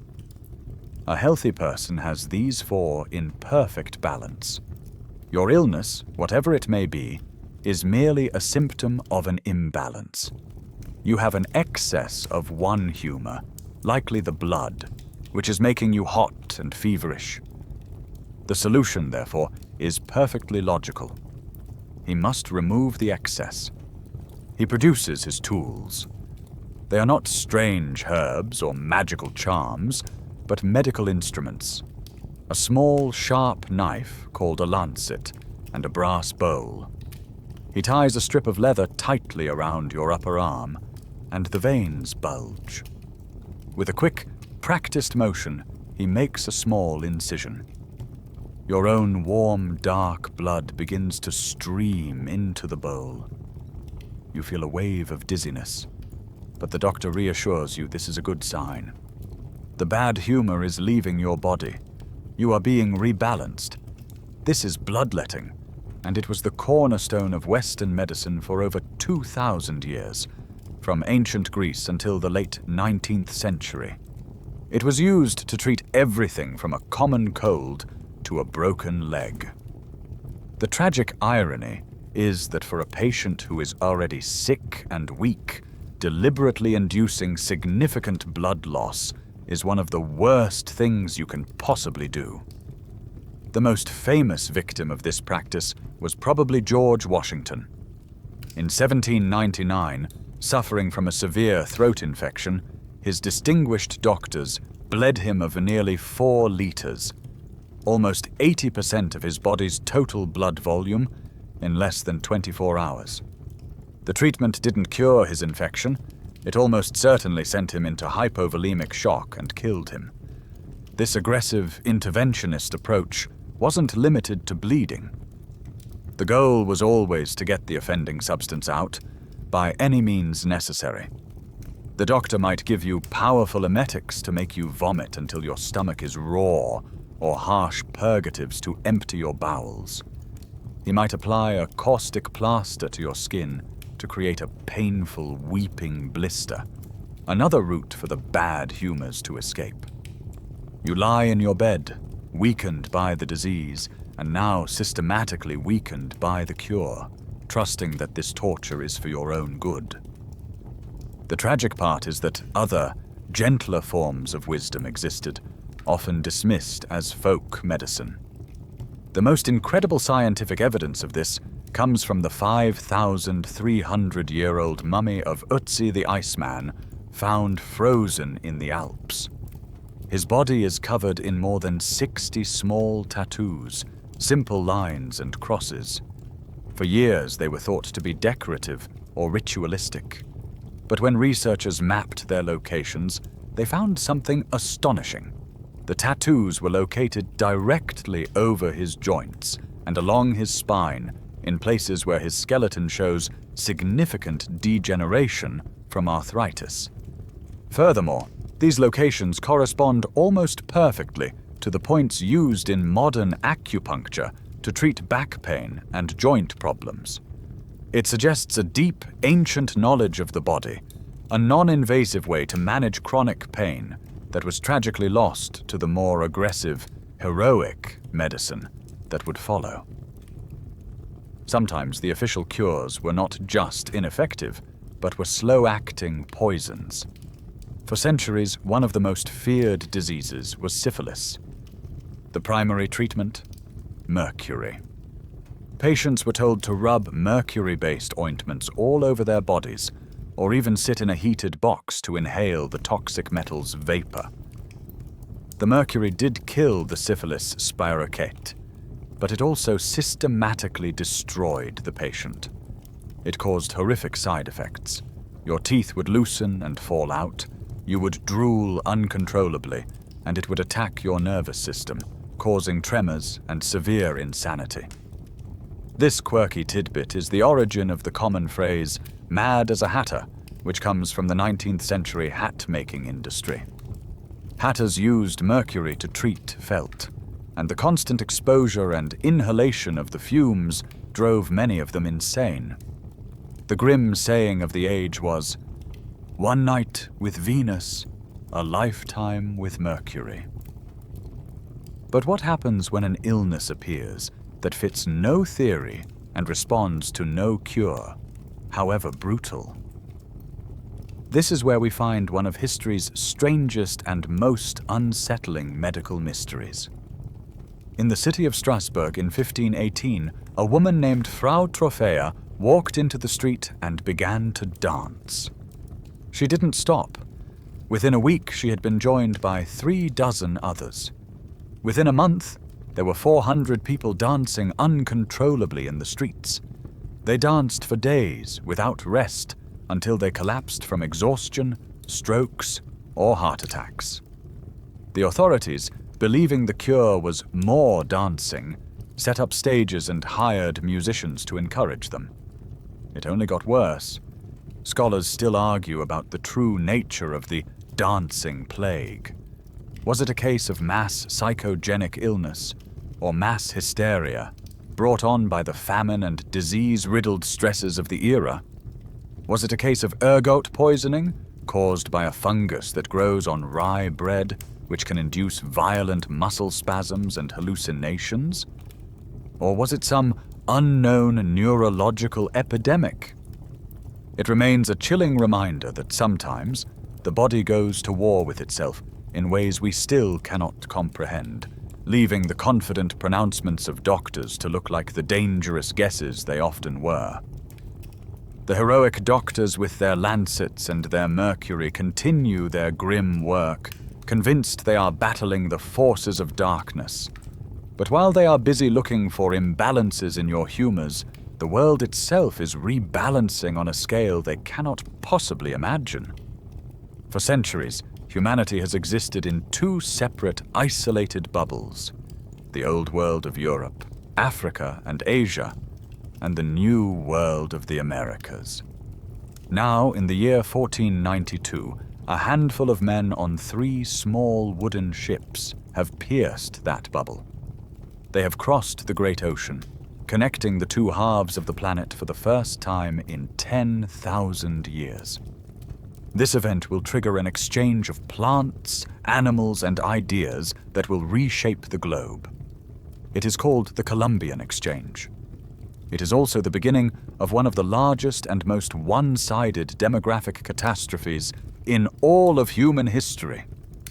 You are a member of the Taino people, living on a lush, warm island in what will one day be called the Caribbean. Your life is peaceful. Your world is complete. Then, one day, the floating houses arrive. The men who come ashore are strange, with pale skin and hair on their faces. They carry weapons that make thunder and lightning. They seem powerful, but their true power is invisible. They carry it in their breath, on their skin, in their blood. They are walking biological time bombs, and your entire world is the blast zone. One of the newcomers has a slight cough. Another has the lingering traces of a fever he fought off weeks ago at sea.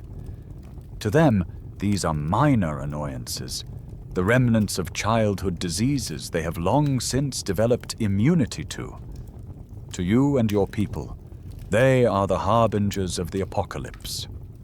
Your ancestors crossed the land bridge from Asia thousands of years ago, before the rise of the great crowd diseases. For millennia, you have lived in a world without smallpox, without measles, without influenza. Your immune systems have never seen these pathogens. You have zero natural defense. The invisible invasion begins. A few weeks after the ships leave, people in your village start developing a high fever. Then comes the rash, a series of small red spots that soon turn into weeping, fluid-filled blisters. It is smallpox.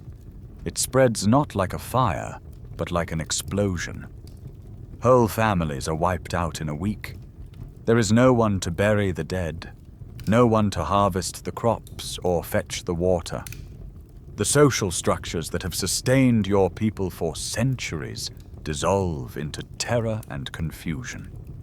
The survivors are often left blinded or scarred, too weak to fend for themselves.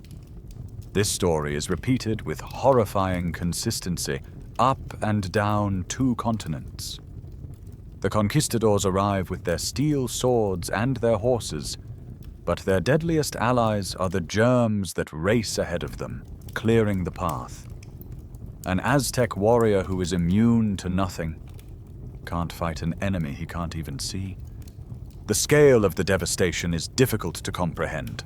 It is now a mainstream historical fact that it is estimated that up to 90% of the indigenous population of the Americas died in the century following Columbus's arrival, primarily from this onslaught of Old World diseases.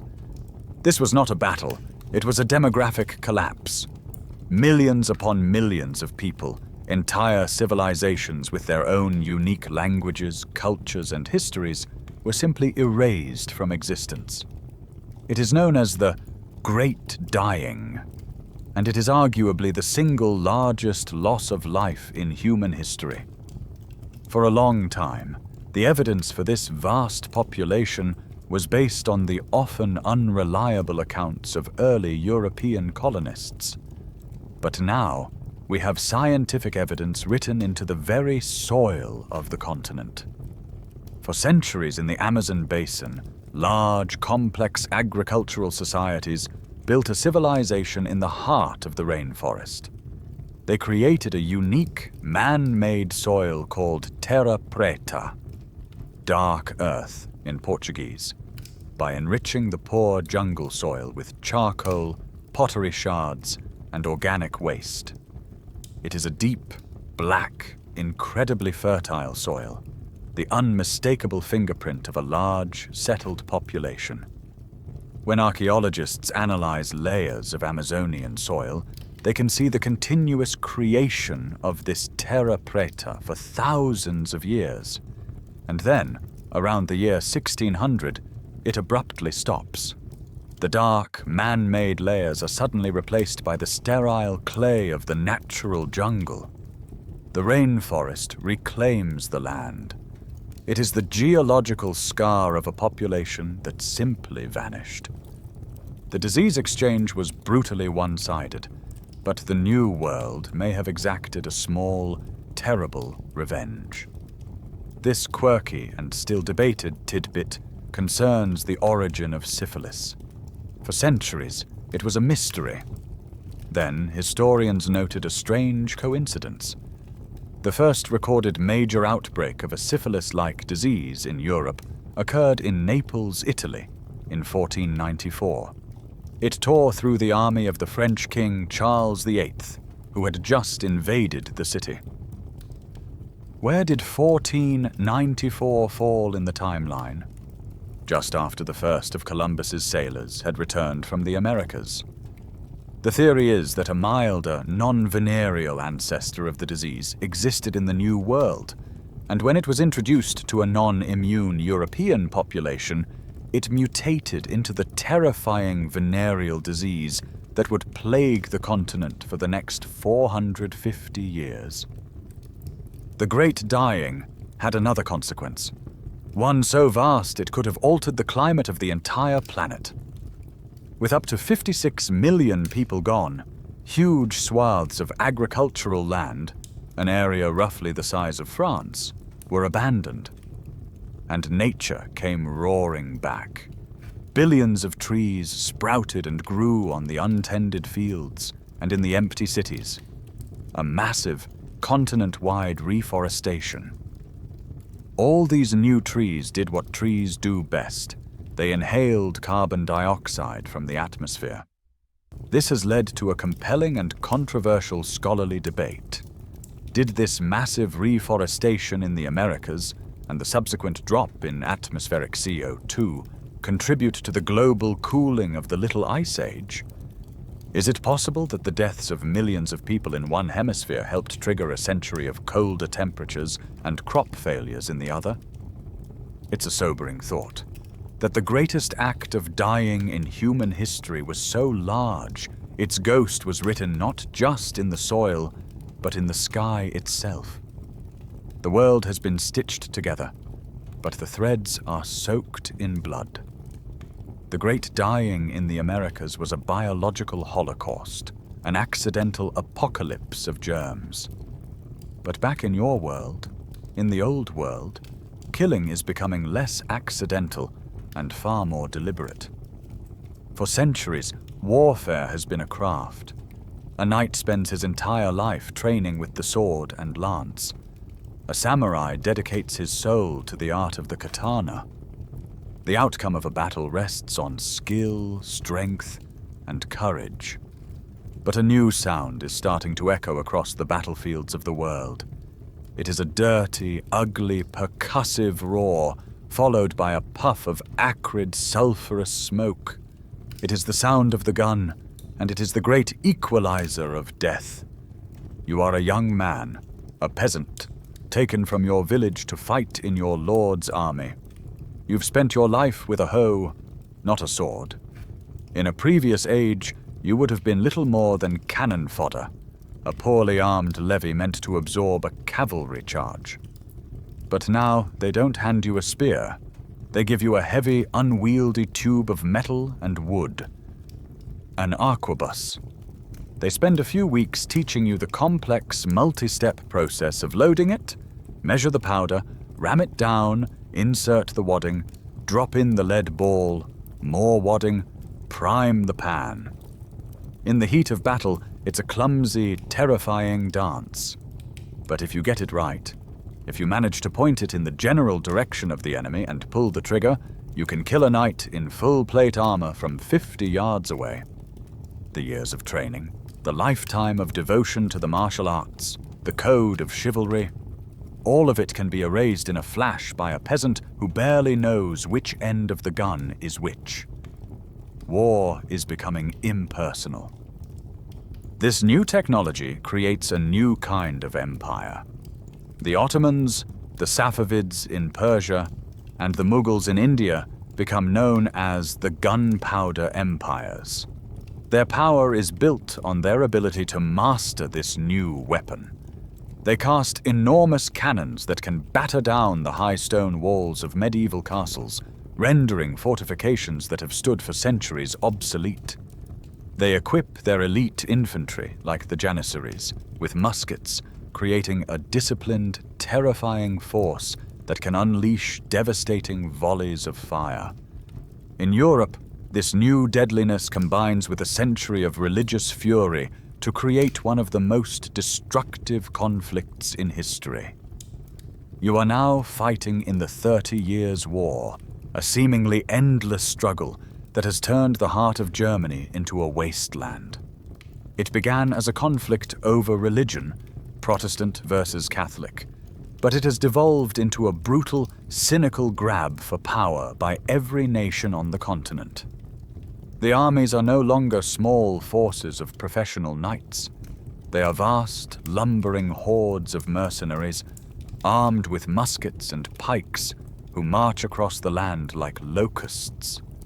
They fight pitched battles of unimaginable carnage, lines of men standing stoically as cannons tear bloody holes in their ranks, firing volleys into each other's faces until one side finally breaks and runs. The war is so devastating that some regions of the Holy Roman Empire see their populations decline by over 50%. And it's not just the battles that kill you. The real killer is the army itself, which must constantly move and loot to feed itself. It brings famine in its wake and spreads disease, typhus, dysentery, through every village it passes.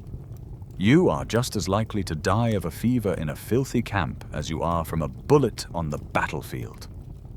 The brutal mechanics of this transition from old war to new are visible in the very bones of the fallen. Forensic archaeologists, examining the skeletons from mass graves at battlefields like Towton, which was fought during the English Wars of the Roses, can see the horrifying overlap of technologies. They find skulls that have been cleaved in two by a single mighty blow from a pole axe. They find skeletons riddled with the puncture wounds of arrows. But alongside this medieval butchery, they also begin to find the first hints of the new warfare. Bones shattered by the impact of a heavy, low-velocity lead ball from an early handgun. It's the scientific evidence of a world caught between two forms of killing, the intimate and the remote. This new weapon, the flintlock musket, is a simple but effective machine. It has three essential parts: the wooden stock that you hold against your shoulder, the metal barrel that the bullet travels down, and the intricate firing mechanism, the lock, which creates the spark. This trinity of components gives us the quirky and enduring phrase, lock, stock, and barrel, meaning the whole of something. For you, these three parts are your entire world. You clean them, you care for them, you curse them when the powder gets wet. This complete transformation of the battlefield, politics, and the state has led historians to a major debate about the military revolution. Did the introduction of gunpowder weapons and the tactical and social changes they required represent a rapid, revolutionary event in the early modern period? Did this revolution give European states a sudden, decisive military advantage that allowed them to dominate the rest of the world for the next 400 years? Or, as other historians argue, was it a much more gradual evolutionary process, with many cultures around the world adapting to gunpowder at their own pace? The scholars can debate the theory. You are living the reality. The man you just killed was a stranger, a shape in the smoke, not an enemy whose eyes you had to look into. And somewhere, a quarter mile away, another man you cannot see is leveling his own musket. Its lock, stock, and barrel aimed squarely at you. The gun has made the world smaller and deadlier, and the engine of this new globalized world is the sailing ship. You have left the muddy, blood-soaked fields of Europe behind, perhaps pressed into service by a naval gang, or perhaps you joined willingly, choosing the promise of adventure over the certainty of starvation at home. You now find yourself in a new, self-contained universe, a floating death trap made of wood and rope and canvas. You are a sailor in the age of sail, and your ship is a microcosm of all the dangers of the world, packed into a few hundred feet of groaning timber. Your new home is a marvel of engineering, but it is also a hotbed of disease. You live, eat, and sleep in the tweendecks, a cramped, dark, airless space you share with 100 other men. The air is thick with the stench of unwashed bodies, bilge water, and Stockholm tar. Your constant companions are rats and weevils. Your food consists of salted beef so hard you carve trinkets from it, and ship's biscuit so infested with insects that sailors say it's better to tap it on the table in the dark and not see what falls out. In these perfect, unsanitary conditions, diseases like dysentery and typhus, known as ship fever, can sweep through a crew with horrifying speed. But the most famous and feared killer is a slower, more insidious one. It is the disease of the voyage itself. It is scurvy. Weeks and months at sea with no fresh food means a complete lack of vitamin C, and your body begins to literally fall apart. At first, you just feel a profound exhaustion. Then your gums begin to swell, turning a spongy purple-black, and your teeth loosen in their sockets until you can pull them out with your fingers. Old, long-healed scars mysteriously reopen on your skin. Your joints ache, your legs swell, and eventually you are left unable to move, slowly dying from internal hemorrhaging. This was the terrifying reality for sailors of this era. It is a stark, mainstream historical fact that for much of the age of sail, a sailor in the British Royal Navy was far more likely to die from disease than from enemy action.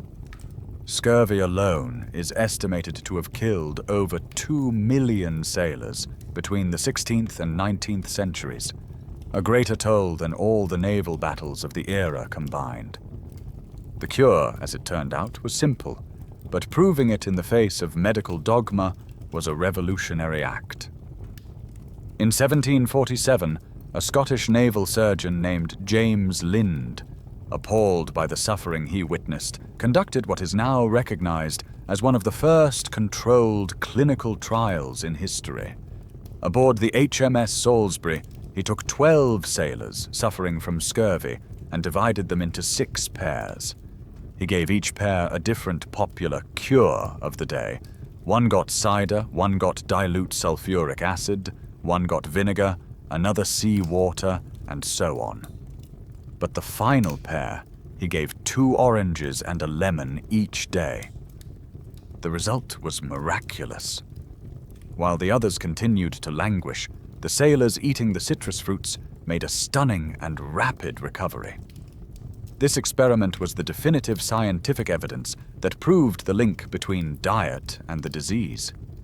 Yet, it would take the deeply conservative British Admiralty another 50 years to make citrus juice a mandatory part of a sailor's rations. Even if you manage to avoid the slow death of disease, a quick, violent end is always just a heartbeat away. Your job requires you to become a monkey, climbing high into the rigging, 100 feet or more above a deck that pitches and rolls with the violent motion of the sea. You balance on a single foot rope, your hands roar from the coarse hemp, leaning out into the wind to reef a sail in a rising gale. One slip, one moment of lost concentration, and you will fall. If you hit the deck, you are dead. If you hit the water, you are just as dead. The ship cannot stop for one man, and you can only watch as your wooden world sails away over the horizon, leaving you to the sharks and the cold. A sudden storm can send a rogue wave crashing over the deck, sweeping a dozen men into the sea in an instant. And then there is the ultimate terror: fire. On a wooden ship, corked with tar, its sails and ropes bone dry, a single stray spark from the galley or a lantern is a death sentence for everyone on board. Life on board isn't just men and their diseases, it's also a floating farm. The quirky tidbit of a sailor with a parrot on his shoulder, popularized by novels like Treasure Island, has a basis in reality, as sailors did bring back exotic pets. But the more practical reason for having animals on board was for survival. The officers might keep goats for fresh milk, chickens for eggs, and pens of pigs or giant tortoises for fresh meat on a long voyage, a small walking larder against the tyranny of salted beef. And then there are the other ships. Most are traders or fellow naval vessels, but some fly a different flag: the black flag. Piracy is a constant threat on some of the world's most lucrative trade routes. This has led to a long-running scholarly debate. What was the full economic impact of piracy? Was the golden age of piracy, with figures like Blackbeard and Calico Jack Rackham, a major disruption to global trade, a genuine threat that could paralyze the economies of nations? Or, as some historians now argue, was it a relatively minor nuisance that has been wildly romanticized and exaggerated, a spectacular but ultimately insignificant cost of doing business for the vast, powerful navies of Britain and Spain? For you, the debate is academic. As the strange ship on the horizon changes course to intercept you, all you know is that your world of wood and rope is about to collide with a world of steel and smoke. The wooden world of the sailing ship has served its purpose. It has connected the continents, moved goods and people, and generated immense wealth. But that wealth is now being funneled into a new kind of engine, one that runs not on wind, but on fire and steam. The old rural world of your ancestors, a world governed by the seasons and the harvest, is dying. A new world is being born in smoke and iron, and it is calling your name. You are part of the Great Migration, a flood of humanity leaving the countryside for the promise of a better life in the new industrial cities. You've heard the stories. There is work, steady work, cash paid every week, a life free from the tyranny of a bad harvest or a cruel landlord. And so you pack your few belongings and walk towards the smoke-stained horizon, towards a place like Manchester, Liverpool, or London. The reality of the city is a physical blow. The promise of a new life turns out to be a new kind of hell, one that the architects of the ancient Roman slums could scarcely have imagined. You find lodging in a tenement building in a district where the sky is a permanent bruised grey. The building is a cheap, hastily constructed brick box, already sagging and stained with damp. You and your entire family live in a single room, a space you might share with one or even two other families, the only privacy afforded by a sheet hung from a rope. There is no running water. The only source for the hundreds of people living on your street is a single hand-operated pump in the central courtyard, its water drawn from a shallow, contaminated well. In that same courtyard is the other essential facility, the cesspit, a brick-lined hole in the ground that serves as the collective toilet for the entire building. It is overflowing, a foul, stinking quagmire that seeps into the ground just a few feet from the well you get your drinking water from. And over everything, a constant gentle rain of soot and ash falls from the forest of factory chimneys that dominates the skyline, coating every surface in a layer of greasy black dust. This is not a life. It is an assault on the senses. And it is brutally short. The dream of a better life in the city was, for many, a statistical death sentence.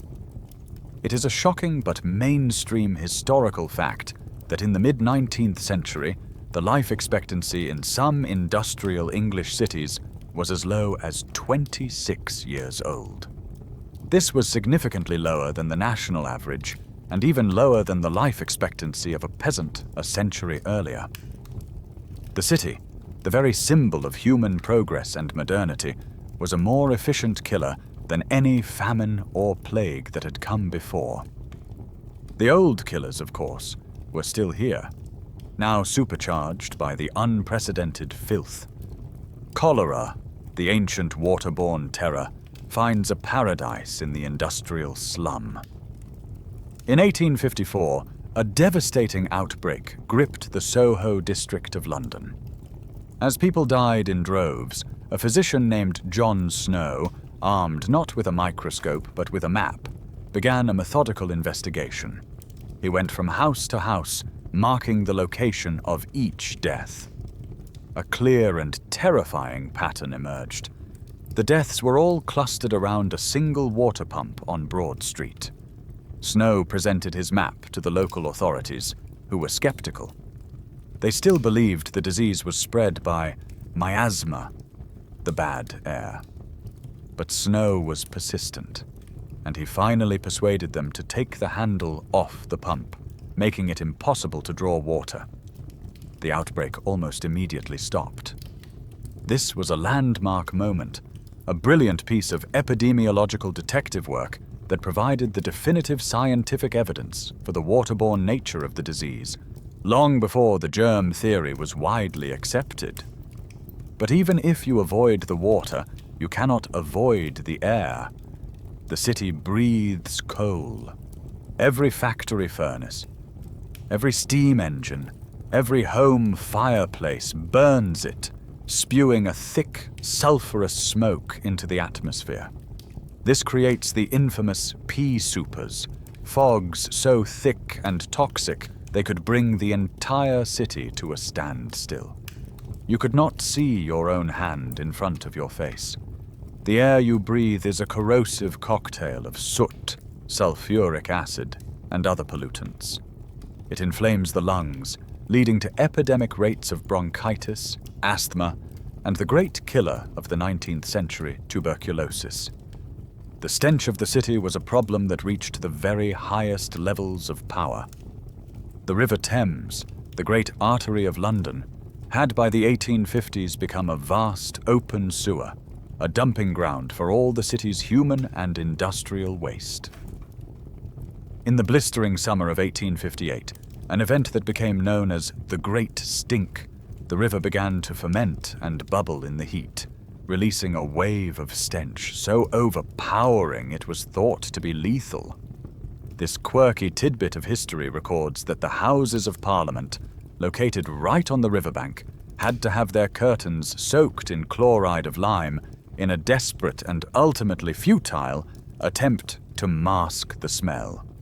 The Great Stink was so unbearable it finally spurred the government to action, commissioning Joseph Basil Jett to build the magnificent sewer system that still serves London today. This entire era, this explosion of progress and misery, has left us with one of the most enduring scholarly questions. Was the Industrial Revolution a net positive or negative for the quality of life of the average working person during the 19th century? This is the standard of living debate. Economists point to rising real wages and the falling prices of goods like clothing and food. For the first time, a working person could afford small luxuries. But historians point to the catastrophic decline in health, the horrific living conditions, the brutal working hours, and the destruction of traditional communities. You, standing in your single crowded room, your children coughing in the corner from the foul air, are the living embodiment of that debate. You may have a few more shillings in your pocket, but you have forgotten what it feels like to breathe clean air. The cramped, filthy room you call home is only for sleeping. Your life, your waking hours, are spent in a different, even more dangerous place. At the piercing shriek of the factory whistle, long before the sun has managed to pierce the permanent grey smog, you join a river of weary bodies flowing through the narrow streets. You are walking to the mill. It is a vast brick cathedral of industry, its windows glowing in the pre-dawn gloom, its great chimney a black finger pointed accusingly at the sky. This is where you work a 12-hour shift, 6 days a week. The new workplace is not a field or a workshop. It is a battlefield, and the enemy is the very machine that gives you your livelihood. You step inside, and the sound hits you like a physical blow. It is a deafening, soul-shaking roar, the sound of 1,000 iron teeth chewing on the world. It is the rhythmic clack, clack, clack of hundreds of power looms, a sound so loud you cannot hear the person next to you speak, even if they scream. You learn to communicate in a clipped sign language of nods and gestures. The air is no better than the street outside. It is thick with cotton dust, tiny fibers that float like a permanent haze, coating your lungs with every breath, leading to the hacking cough known as brown lung. If you worked in a steel foundry, it would be the metallic tang of coal smoke and the searing heat from the blast furnace. The noise and the air are a constant assault, but the real danger is the machinery itself. The machines are a forest of exposed, whirling, hungry iron. There are no safety guards, no emergency shut-off switches, no concept of occupational health. Belts slap, gears grind, and pistons drive just inches from your body as you move through the narrow aisles. Mutilation is not a shocking accident. It is a routine, expected part of the job. You see it every week. A woman with long hair, bending over her loom, gets a single strand caught in the gears, and in an instant, her entire scalp is torn from her head.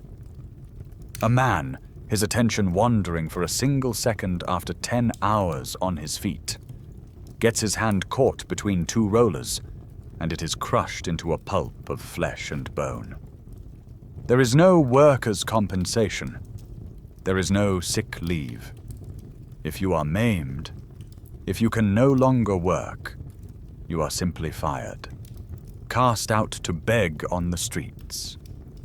Your only value is your ability to serve the machine. The most heartbreaking part of this new world is that you are not alone. All around you, darting through the forest of iron, are children. Small, nimble, and cheap, they are the most prized workers in the mill. The endemic nature of child labor is a mainstream historical fact of the Industrial Revolution. Children as young as 5 or 6 work the same brutal hours as the adults. They are prized for their small size. Little boys and girls are hired as piecers, crawling deep into the guts of the massive spinning mules while the machines are still running to repair broken threads. Others work in the coal mines as trappers, sitting alone in the pitch-black darkness for 12 hours a day. Their only job to open and close a ventilation door when they hear a cart coming. Their accident and death rates are astronomical, their childhoods sacrificed for a few pennies a day. The brutal toll of this life is permanently etched into your bones and the bones of your children. Skeletal analysis of 19th century industrial workers provides chilling scientific evidence of their plight. Archaeologists find skeletons of young adults with rickets, their bones soft and bowed from a life spent indoors, away from the sunlight, in the gloom of the factory and the tenement. They see the lung damage from inhaled dust, pneumoconiosis, scarring the inside of the ribs. They see the repetitive stress injuries, the joints worn down and arthritic from performing the same monotonous, physically demanding task thousands of times a day, 12 hours a day for years on end. In the face of this new mechanized misery, some fought back. The Luddites have gone down in history as a byword for people who are afraid of technology. But this is a complete misunderstanding of who they were. This quirky tidbit reveals a more complex story. The Luddites were not anti-technology. They were highly skilled textile artisans, the craftsmen of the old world. They didn't smash the new automated looms because they hated machines. They smashed them because they saw that the factory owners were using the machines specifically to de-skill their labor, to make their years of training and expertise worthless, allowing them to be replaced by unskilled, low-wage workers, including children. It was not a protest against progress. It was a desperate, violent protest against being made obsolete. The horrific conditions of the factory floor would eventually lead to change.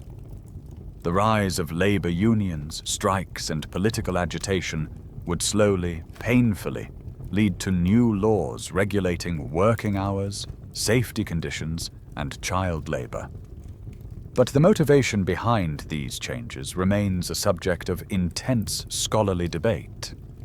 Historians argue whether the eventual rise of labor unions and government regulations was an inevitable humanitarian response to these shocking conditions, or if it was a more pragmatic move by a new generation of capitalists.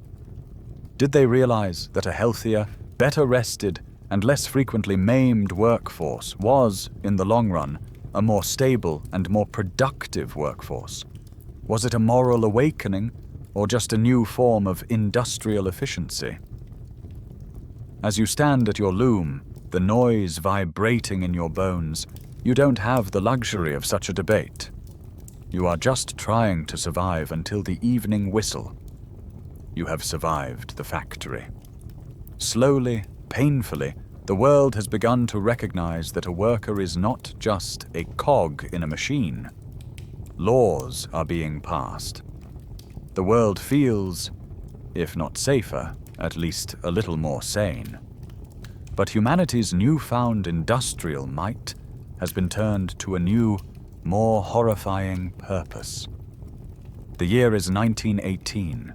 For 4 years, the world has been tearing itself apart in the Great War, a conflict of unprecedented mechanical slaughter. You are a young soldier, huddled in a trench, convinced that the greatest threats to your life are the machine gun, the artillery shell, and the poison gas. You are wrong. The greatest killer of the war is not a weapon at all. It is silent, invisible, and it is already inside you. This is the story of the great pandemic of 1918, often called the Spanish flu. It is the forgotten pandemic, a global catastrophe that killed far more people than the war it accompanied. Yet it is often relegated to a grim footnote in the history books. It arrives in 3 waves, sweeping across the entire planet with a speed and ferocity that is difficult to comprehend. And it is a different kind of flu. For centuries, influenza had been a disease that was most dangerous to the very young and the very old, those with the weakest immune systems. But this new strain is a monster. It has what epidemiologists call a W-shaped mortality curve. It kills the young, it kills the old, but it also has a terrifying, unprecedented spike in mortality among healthy, strong adults in the prime of their lives. People just like you. The reason for this is as brilliant as it is terrifying. The virus triggers something called a cytokine storm. In a healthy person, your immune system responds to an invader with a controlled, measured release of defensive cells and proteins called cytokines. But this virus tricks your body. It causes your powerful, well-developed immune system to panic and overreact, unleashing a massive, uncontrolled flood of cytokines. This storm of defensive cells doesn't just attack the virus. It attacks your own body, particularly your lungs. Your own strength becomes your greatest weakness. You are, in effect, drowned by your own immune response. A young soldier could feel perfectly healthy at breakfast and be dead by nightfall. The numbers are simply apocalyptic. It is the mainstream historical fact of this pandemic that the 1918 Spanish flu infected an estimated 500 million people, a staggering 1/3 of the entire world's population at the time. The death toll is still debated, but it is thought to be somewhere between 50 and 100 million people. To put that in perspective, World War I killed an estimated 20 million soldiers and civilians. The flu killed at least twice as many, and perhaps 5 times as many in a fraction of the time. It was able to do this because the war had created the perfect storm for a pandemic. Humanity had helpfully built a global incubator and distribution network for the virus. Millions of soldiers were packed into cramped, unsanitary training camps and trenches. They were then loaded onto massive, crowded troop ships and sent across oceans. A single infected soldier could pass the virus to his entire platoon, who would then disembark in a new port and spread it to the local population. It spread along the global supply and transport lines that the war had established. The name Spanish flu is itself a tragic misnomer born of these wartime conditions. The virus did not originate in Spain, but Spain was a neutral country in the war and did not have the strict wartime censorship that the Allied and Central Powers imposed on their press. While newspapers in France, Britain, Germany, and the US were forbidden from reporting on anything that might damage morale, like a massive flu outbreak sickening their troops, the Spanish press reported on it freely. It was the first place the world heard about the pandemic, so the name stuck. For decades, the exact nature of this hyper-lethal virus remained a mystery. It was only in 2005 that its secrets were finally unlocked. In a remarkable feat of medical science, a team of researchers traveled to a small village in Alaska and exhumed the body of an Inuit woman who had been buried in the permafrost after dying from the flu in 1918. The frozen ground had preserved her lung tissue almost perfectly. From this tissue, scientists were able to extract fragments of the virus's RNA and successfully sequence its entire genome. This scientific evidence was a breakthrough. It allowed them to definitively identify the 1918 flu as an H1N1 virus of avian origin, providing crucial insights into how bird flus can jump to humans and cause devastating pandemics. Back in 1918, with no understanding of the virus, people were left with fear and folk remedies. Public spaces were closed, and people were ordered to wear gauze masks, leading to a strange, muffled world of hidden faces. People tried all sorts of things to ward off the disease. This quirky tidbit from the time shows a world desperate for a cure. People would hang bags of camphor around their necks, gargle with bizarre concoctions, and eat raw onions. The terror of the invisible enemy even crept into the rhymes of children, with a playground skip-rope chant, "I had a little bird. Its name was Enza." I opened the window, and influenza. The pandemic's timing, right at the climax of the war, has led to a fascinating scholarly debate. Did the 1918 flu pandemic significantly influence the outcome of World War I? Some military historians argue that it was a decisive factor.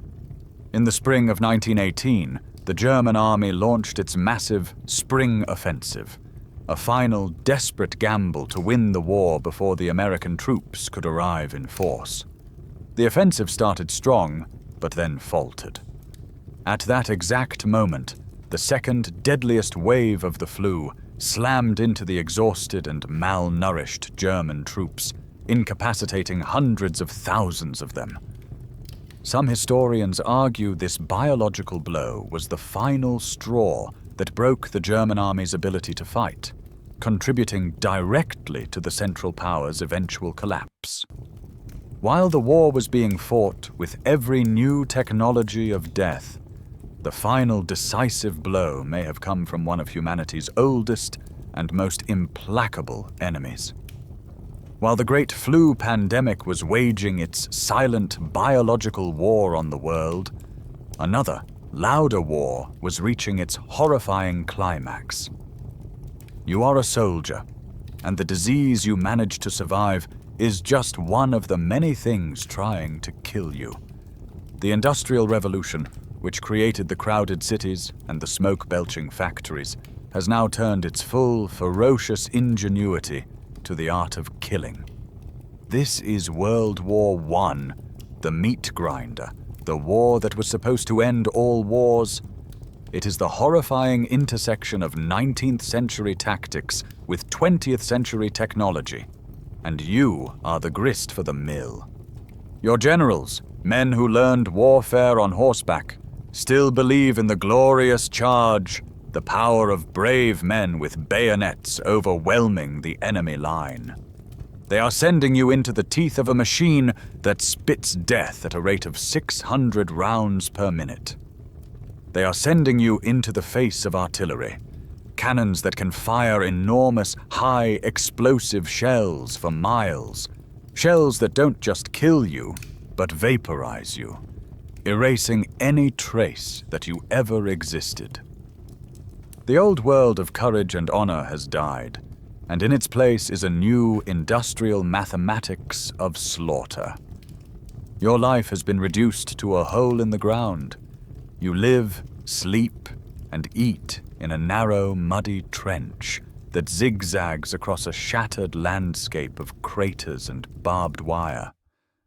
The world is the color of mud and corpse gray.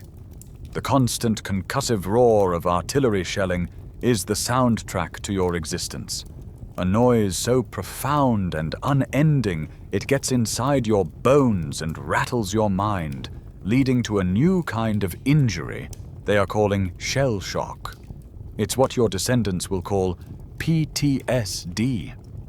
The trench is your home, but it is a home you share with millions of fat, bold rats that feast on the dead, and with the lice that burrow into the seams of your uniform, tormenting you with a constant, maddening itch and spreading a debilitating illness known as trench fever.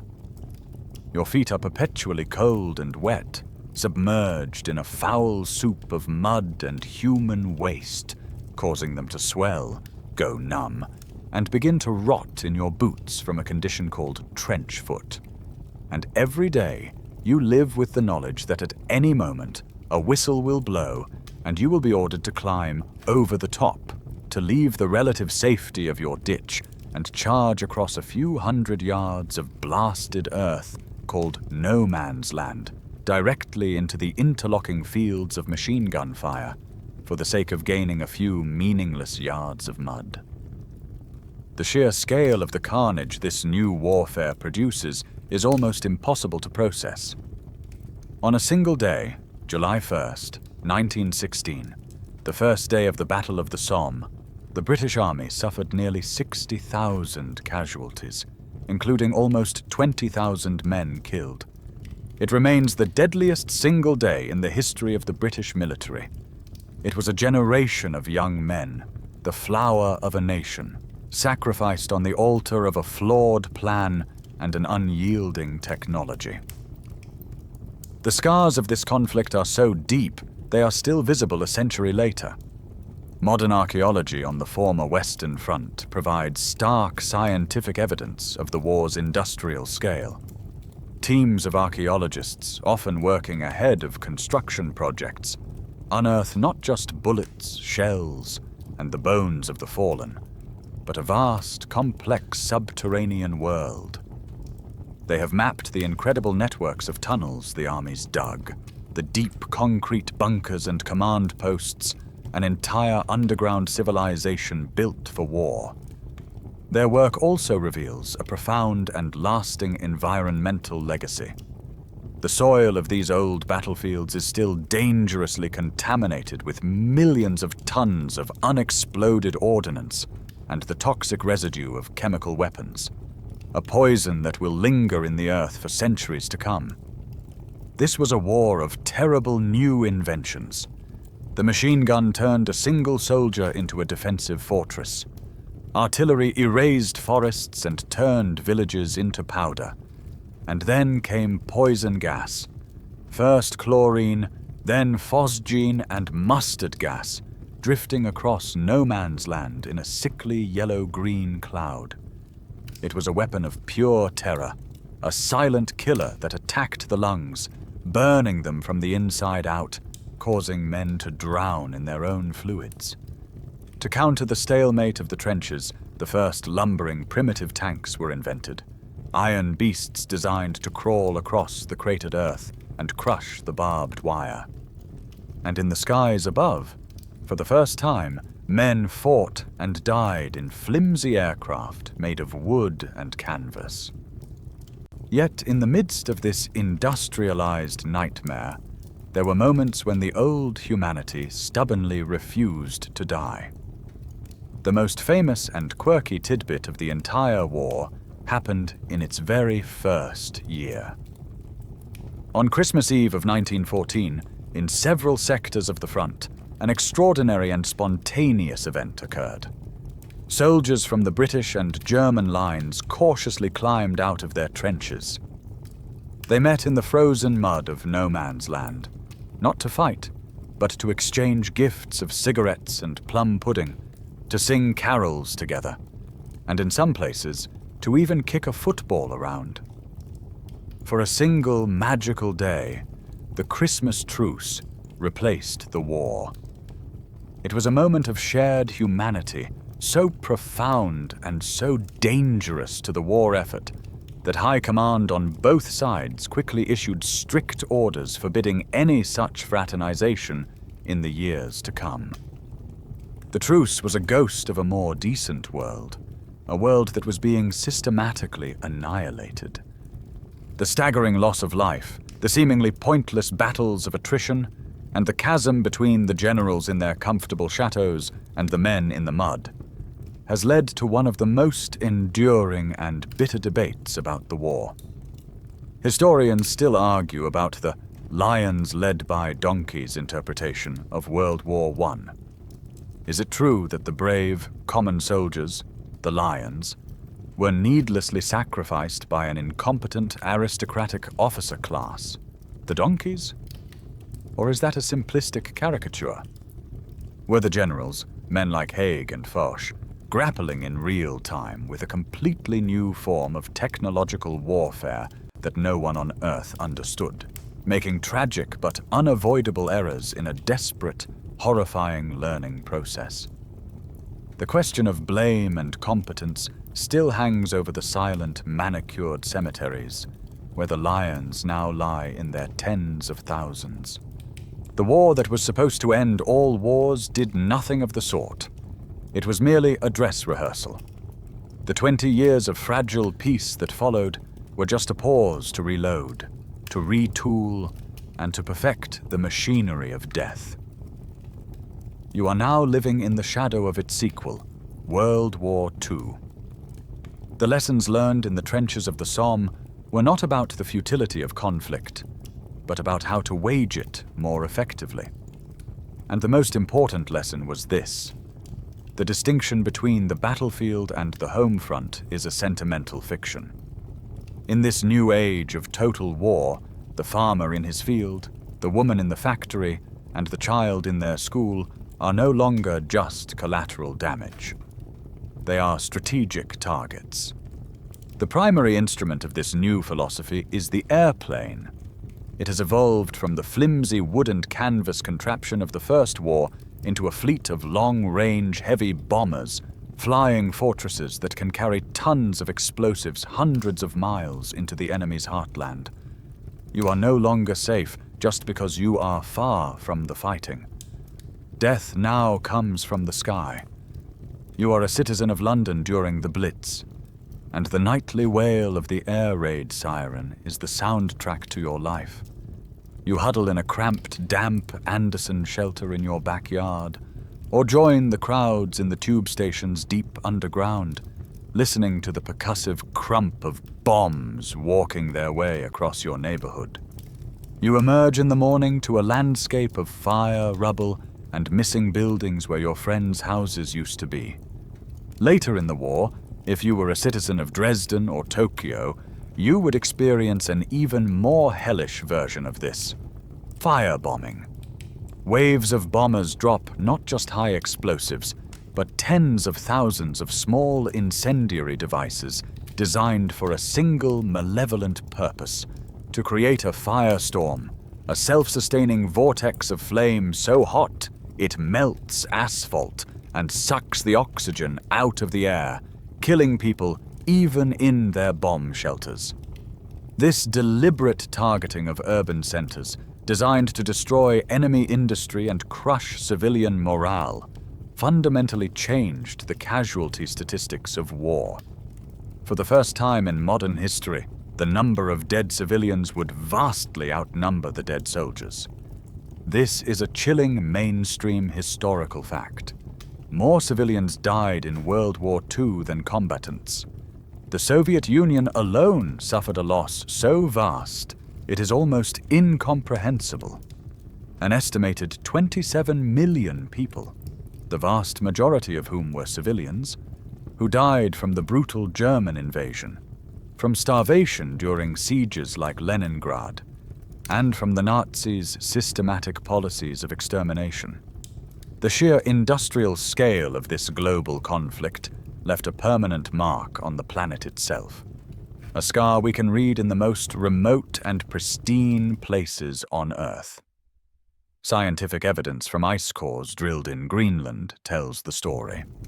In the layers of ice corresponding to the early 1940s, scientists see a distinct and dramatic spike in airborne pollutants like sulfates and heavy metals. This is the atmospheric fingerprint of the war's industrial engine running at full capacity. The smoke from 1,000 factories in America, the exhaust from the panzer divisions rolling across Europe, the ash from burning cities in Asia, all of it carried on the global winds and deposited in the silent, frozen archive of the ice sheet. But there was another, even darker dimension to the civilian death toll in this war.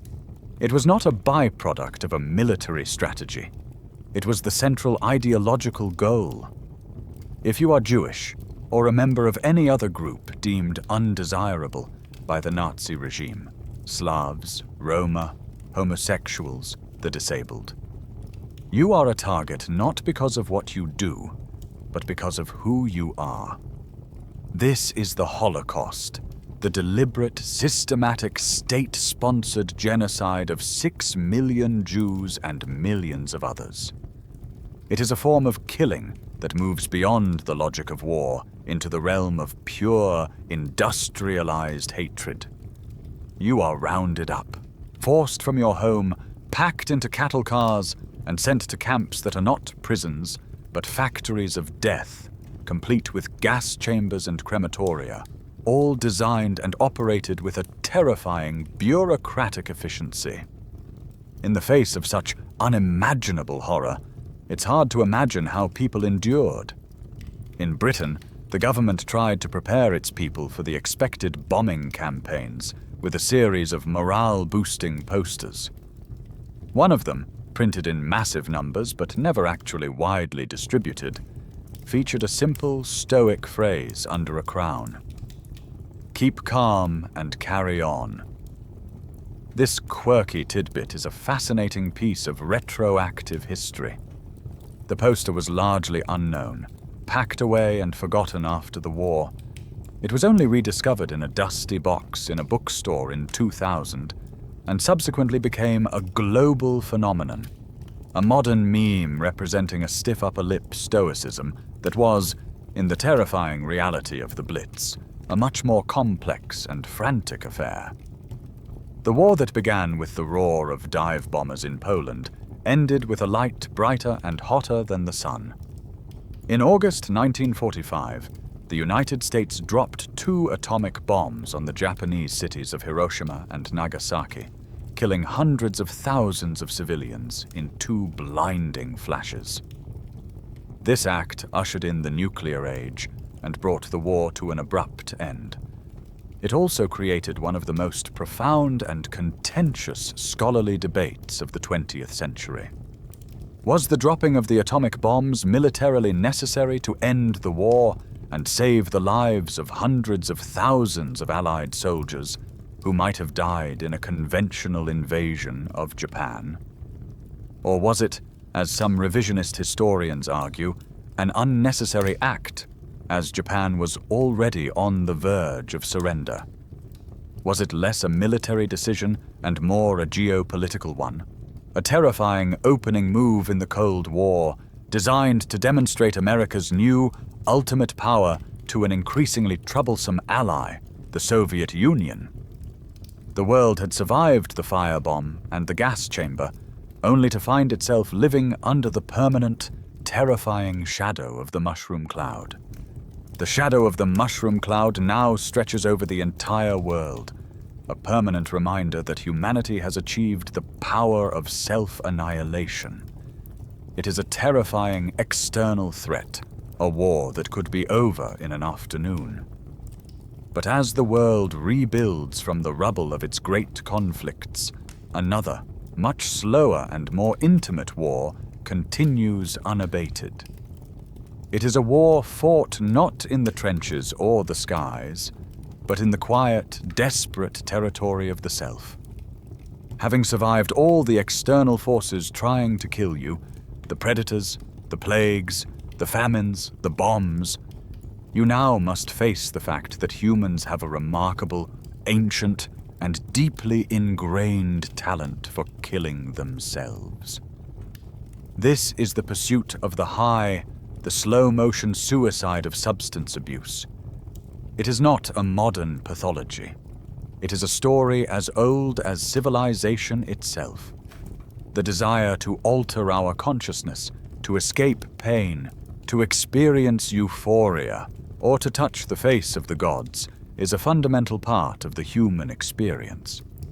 As far back as ancient Mesopotamia, people were cultivating the opium poppy, harvesting the milky resin that could bring blissful sleep and an end to pain.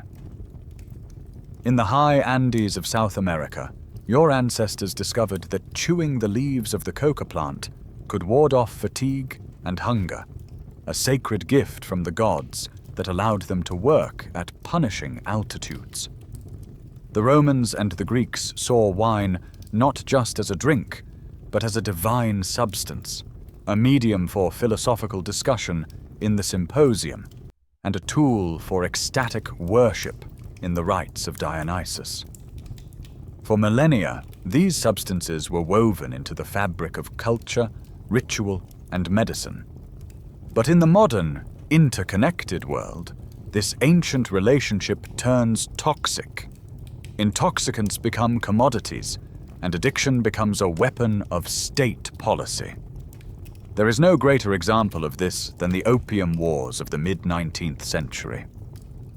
The British Empire had a massive trade imbalance with China. Britain craved Chinese tea, silk, and porcelain, but China had little interest in British goods. To balance the books, Britain began to illegally produce and export enormous quantities of opium from its colonies in India, and flood the Chinese market with it. The social impact on China was catastrophic. Millions became addicted, productivity collapsed, the social fabric began to tear apart. When the Chinese emperor tried to ban the trade and destroy the British opium stockpiles, Britain declared war. Not once, but twice. It is a stark mainstream historical fact that a great Western power went to war to defend its right to be a drug dealer, forcing a sovereign nation to accept poison in the name of free trade. Just how ancient and widespread the use of these substances was is a question that is constantly being updated by new discoveries. One of the most startling pieces of scientific evidence came not from an archaeological dig, but from a laboratory.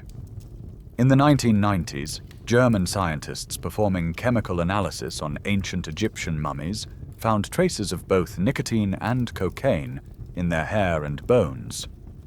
Nicotine comes from the tobacco plant and cocaine from the coca plant, both of which are native to the Americas and were supposedly unknown in the Old World before Columbus. This discovery was a bombshell, suggesting the existence of transoceanic trade networks 1,000 years before they were thought to be possible. While the exact explanation is still debated, it shatters the idea that the use of these powerful psychoactive plants was a localized phenomenon. In the 20th century, this ancient habit was put on an industrial footing. Addiction became a business model. The most devastating example is the mass marketing of tobacco.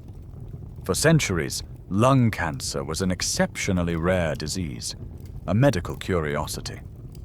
But with the invention of the cigarette rolling machine and the application of modern advertising, smoking became a global habit. The result was an epidemic of slow-motion death, a tidal wave of cancers and heart disease that has killed hundreds of millions more people than all the wars of the century combined. In the latter half of the century, the same story would play out with the opioid crisis, as powerful, highly addictive painkillers were marketed as safe, creating a new generation lost to an ancient substance. The line between medicine, recreation, and poison has always been perilously thin. The most quirky tidbit in this story might be sitting in your refrigerator. When Coca-Cola was first invented in the late 19th century, its original formula contained a small but significant amount of cocaine, derived from the coca leaf that gave it its name. It was marketed not as a soft drink, but as a temperance drink, a healthy alternative to alcohol, and as a patent medicine that could cure everything from headaches and fatigue to neuralgia. For a brief period, one of the world's most addictive substances was an ingredient in one of its most popular consumer products. The cocaine was, of course, removed in the early 20th century, but it's a potent reminder of how quickly a society's definition of a dangerous drug can change. This long, complex history of use, abuse, and prohibition has led to one of the most persistent and unresolved social policy debates of our time. For decades, the cornerstone of anti-drug policy has been the gateway drug theory, the idea that using soft drugs like marijuana inevitably leads a user down a path to more dangerous hard drugs like heroin or cocaine. But sociologists and medical researchers continue to debate whether this is a genuine pharmacological effect. Is there something in the cannabis plant that chemically primes the brain for other drugs? Or is the gateway a social one, created by the very fact of prohibition? Does the black market for one illegal substance simply and inevitably expose the user to a wider menu of other, more dangerous illegal substances offered by the same dealer? It is a crucial question in a war that has no clear enemy and no foreseeable end. You've navigated the internal wars of addiction and the external wars of nations. The 20th century is now roaring into its second half, an age of unprecedented technological acceleration. The world is getting faster, smaller, and louder. And the quintessential symbol of this new age, the very engine of its speed and its freedom, is the automobile. What was once a rare, sputtering curiosity for the wealthy has become a chariot for the common man. It grants you a freedom your ancestors could never have dreamed of. The ability to travel for miles, not in days, but in minutes, to live in one place and work in another, to escape the confines of your immediate neighborhood. This new machine is a promise of liberation. It is also a novel, brutally efficient, and deeply democratic way to die. You are now living in the unsafe at any speed era. Your first family car is a beautiful, heavy beast of gleaming chrome and steel. It has bench seats, a steering wheel the size of a ship's helm, and a powerful new V8 engine. What it does not have is a single thought for your survival in a crash. There are no seat belts. There are no airbags. There are no headrests to prevent whiplash. The dashboard is a solid slab of unforgiving steel, dotted with sharp knobs and switches. The steering column is a rigid spear aimed directly at your chest. In a frontal collision, it is designed to impale you. The very concept of crumple zones, areas of the car designed to absorb the energy of an impact by deforming, is decades in the future. Your car is built like a tank, with the prevailing and deeply flawed logic that a more rigid car is a safer car. On top of this, the roads themselves are a work in progress. Narrow two-lane highways with poor lighting, no dividers, and confusing intersections. Traffic laws are rudimentary and sporadically enforced. You have been given a powerful new weapon, with almost no training and a rule book that is still being written. The result of unleashing millions of these beautiful, dangerous machines onto the world is a new kind of daily, low-grade slaughter. The car crash becomes a routine feature of modern life, a predictable and constant hum of death that we have, for the most part, simply accepted. The numbers are staggering. In your lifetime, the automobile will kill more Americans than all the wars in the nation's history combined. Globally, the statistics are just as grim. It is now a mainstream historical fact that around 1.35 million people die in road traffic accidents each year. For people aged between 5 and 29, it is the single leading cause of death worldwide, outstripping disease, violence, and suicide. We have invented a freedom that has become one of the greatest killers of our own young. For the first 50 years of the automobile age, car design was focused on style and performance, not safety. The inside of a crashing car was a black box of pure, violent chaos. That began to change in the 1950s with the development of a morbid but essential scientific tool, the crash test dummy. Early models were crude, but they evolved into sophisticated anthropomorphic devices packed with sensors to measure the precise forces of acceleration and impact on every part of the human body during a simulated crash. This scientific evidence allowed engineers, for the first time, to systematically study the biomechanics of a car crash. They could see what happened to a human body when it hit a steel dashboard. They could measure the strain on the neck, the impact on the skull, the forces that broke bones. The data from these silent synthetic martyrs was the driving force behind every major safety innovation you now take for granted. Seatbelts, padded dashboards, airbags, and the very concept of the crumple zone. Millions of people are alive today because of what we learned by deliberately smashing cars with dummies inside them. The history of this new danger began, as many do, with a single tragic accident.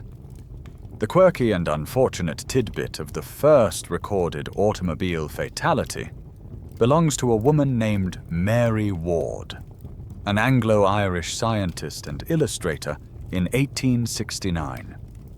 She was not in a Ford or a Cadillac, but in an experimental steam-powered car her cousins had built. As it trundled down a country road, the vehicle hit a bump, and Ward was thrown from her seat. She fell onto the road directly in the path of the heavy machine, which ran her over and broke her neck, killing her instantly. She was a pioneer of microscopy and astronomy, a woman of science who became the first victim of a technology that was still in its infancy. As cars have become safer, with a web of electronic sensors and intelligent systems designed to protect us, a fascinating and counterintuitive debate has emerged among safety experts. Do measures intended to increase road safety, like mandatory seatbelt laws or anti-lock brakes, actually work? Or do they fall victim to a psychological phenomenon called risk compensation? The theory argues that when drivers feel safer because of the technology around them, they unconsciously compensate by taking more risks, driving faster, following more closely, paying less attention to the road. Does the safety benefit of the seatbelt get cancelled out by the driver's increased recklessness? It's a complex debate about human psychology and our fraught relationship with risk. And we haven't even touched on the car's slower, more insidious method of killing. The constant emissions from millions of tailpipes, a major contributor to the air pollution that causes respiratory diseases, a silent, invisible killer that stalks the very cities the automobile helped to create. You have survived the brutal chaos of the open road. Your world is now belted, padded and airbagged against the kinetic violence of a crash. Thanks to the cold, hard data provided by an army of crash test dummies, the machine that once killed with impunity has been tamed, at least partially, by science. When you are inevitably injured, in a car or elsewhere, you have a new and profound faith. You will be taken to a modern hospital, a gleaming temple of science, where brilliant doctors with incredible tools will put you back together. The age of bloodletting and mercury cures is over. This is the age of medical miracles. But you are about to learn a terrifying lesson. Sometimes the greatest danger is the healer himself. The modern word for this is iatrogenesis, illness or death caused by medical treatment. It's an old story in a new, sterile white coat. Imagine you are a young woman, pregnant with your first child in the late 1950s. You are suffering from severe morning sickness, a debilitating nausea that drains the joy from your pregnancy. Your doctor, a kind and reassuring man, has great news. There is a new wonder drug, a sedative from Germany called thalidomide. It is, he tells you, completely safe, so safe it's being sold over the counter. It works like a charm. Your nausea vanishes. You can eat again. You feel human. But a few months later, a quiet, terrifying epidemic begins to unfold in delivery rooms across Europe and beyond.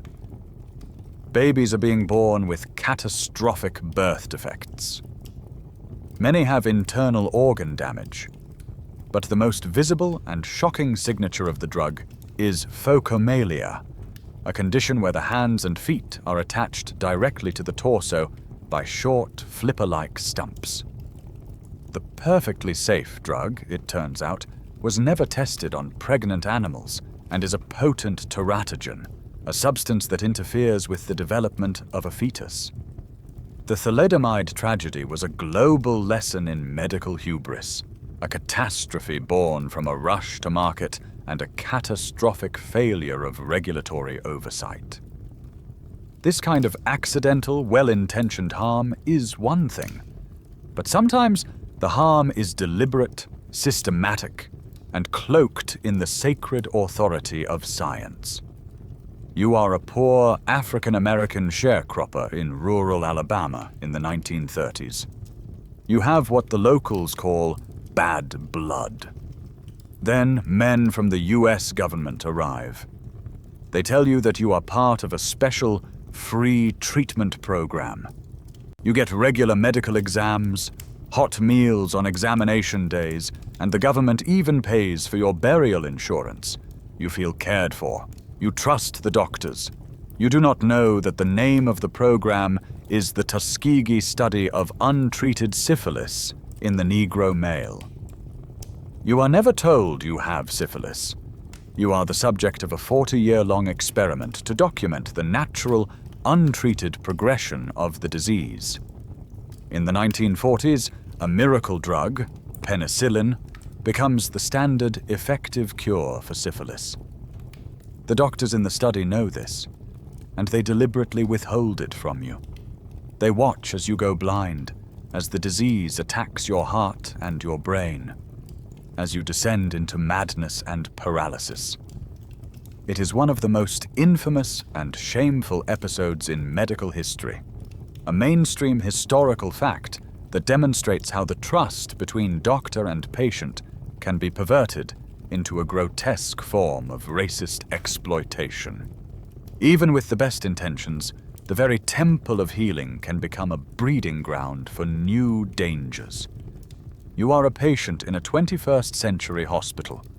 You have just undergone a complex and successful surgery. You are a walking miracle of modern medicine. But during your recovery, you develop a fever. The surgical wound becomes red and inflamed. The doctors give you antibiotics, but the infection only gets worse. You have contracted a hospital-acquired infection, a superbug, like MRSA, methicillin-resistant Staphylococcus aureus, the very place that is saturated with our most powerful antibiotics has, through the relentless logic of evolution, become the perfect environment to breed the bacteria that are resistant to them. This scientific evidence is a modern paradox. Our greatest weapons against disease have inadvertently created our most dangerous enemies.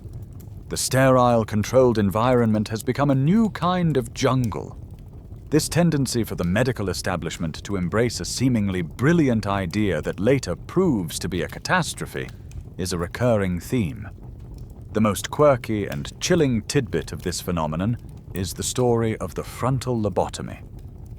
In the 1930s and 40s, in an era with few effective treatments for severe mental illness, a neurologist named Walter Freeman developed and popularized a surgical procedure that involved severing the connections in the brain's prefrontal cortex. His preferred method, the ice pick lobotomy, involved driving a sharp instrument through the patient's eye socket with a mallet. It was crude, brutal, and for a time hailed as a miracle cure.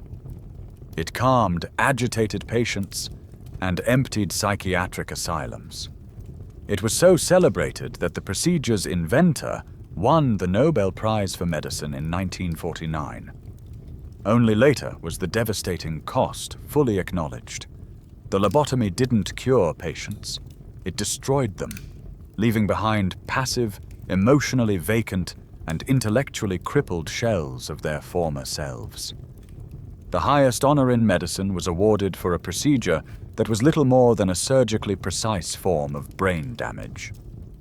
All of this, the miracles and the mistakes, the cures and the catastrophes, feeds into a profound and ongoing scholarly debate. We look at the charts, and we see that human life expectancy skyrocketed in the 20th century. But how much of that dramatic increase was due to high-tech, expensive medical interventions, and how much was due to basic public health? Was it the heart transplants, the chemotherapy, and the advanced surgical techniques that saved us? Or was it the far less glamorous, but perhaps far more important, developments like municipal sewer systems, clean drinking water, improved nutrition, and most importantly, widespread vaccination programs that wiped out old killers like smallpox and polio? The answer has massive implications for how we spend our money and structure our healthcare systems. It is the central question in our modern, complicated, and often dangerous dance with the art of healing. The modern hospital, for all its potential dangers, has become a place of profound hope. We have learned, often through tragic trial and error, to manage the invisible world of germs and the intricate mechanics of our own bodies. But while medicine was learning to cure the diseases of the individual, another, even grander scientific revolution was underway. It was a project aimed at curing one of the oldest and most brutal diseases of the human species as a whole. For the first time in history, we were on the verge of defeating hunger, but in our rush to feed the world, we ended up poisoning it. This was the Green Revolution. In the mid-20th century, the human population was exploding, and experts around the world were issuing dire warnings of mass starvation on a planetary scale. It seemed like the ancient Malthusian trap was finally about to spring. But a handful of scientists, led by an agronomist named Norman Borlaug, engineered a miracle. They developed new, high-yield varieties of staple crops like wheat and rice. These dwarf varieties were shorter, stockier, and could hold up a much heavier head of grain without collapsing. But they were also incredibly hungry. To achieve their miraculous yields, they needed huge inputs of two things: synthetic fertilizers, produced using the same process that had made German explosives in World War I, and chemical pesticides to protect them from insects. The result was a stunning success. Countries like India and Mexico went from being on the brink of famine to being self-sufficient in food production in a matter of years.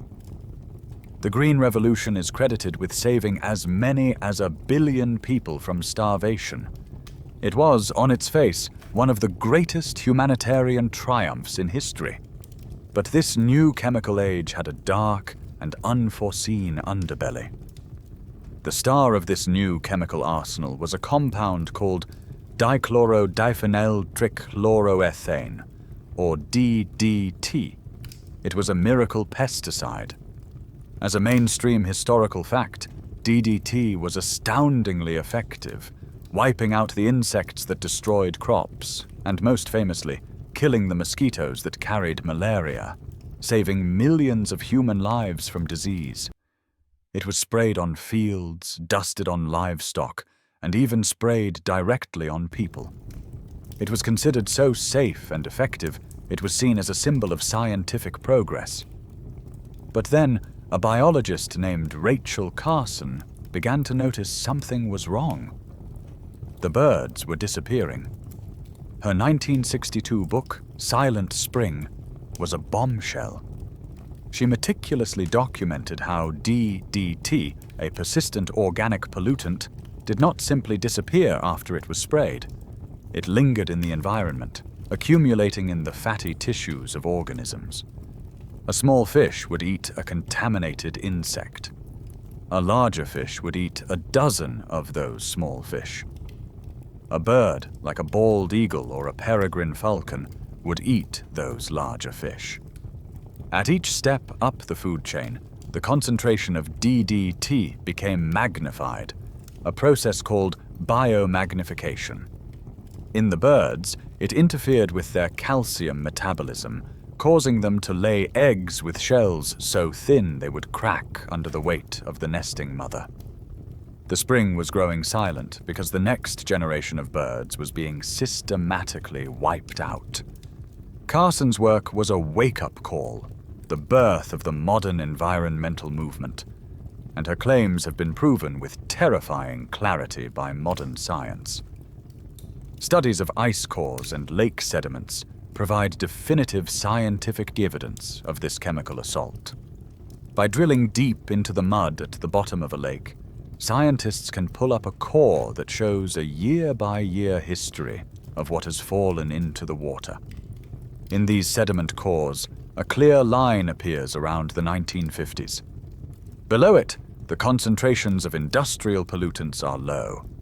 Above it, there is a sudden dramatic spike in lead from gasoline, industrial chemicals, and of course, DDT. It is the permanent chemical signature of our era, a toxic layer in the geological record of the planet. This new way of farming introduced another, more subtle vulnerability. The Green Revolution depends on vast, sprawling fields of a single genetically uniform crop. This is monoculture. It is incredibly efficient to plant, manage, and harvest. But it is also incredibly fragile.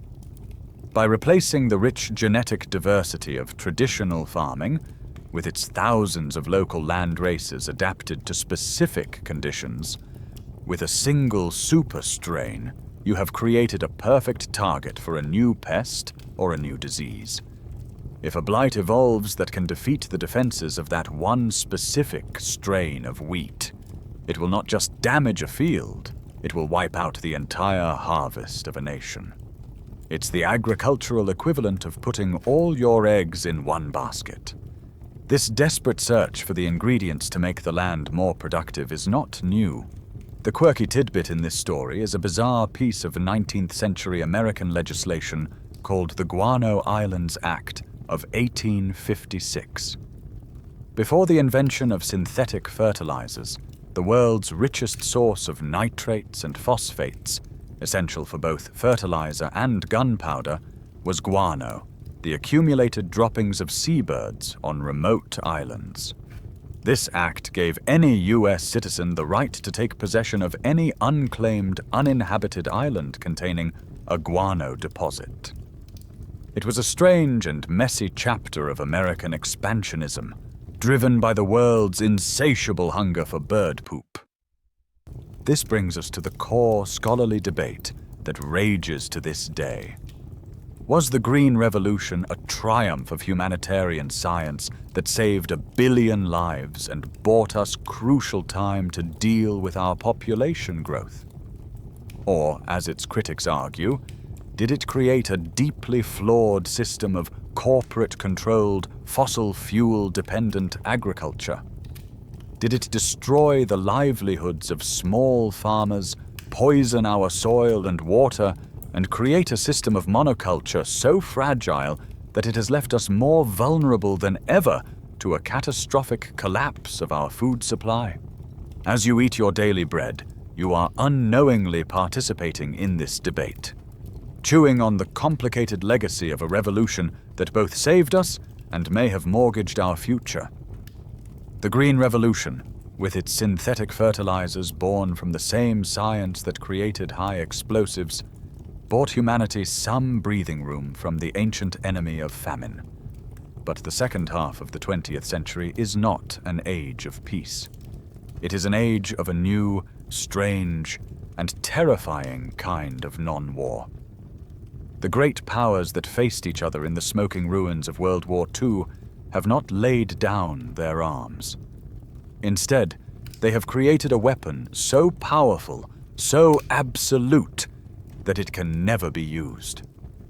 For the next 45 years, you, along with every other person on the planet, will live with a new and uniquely modern form of death.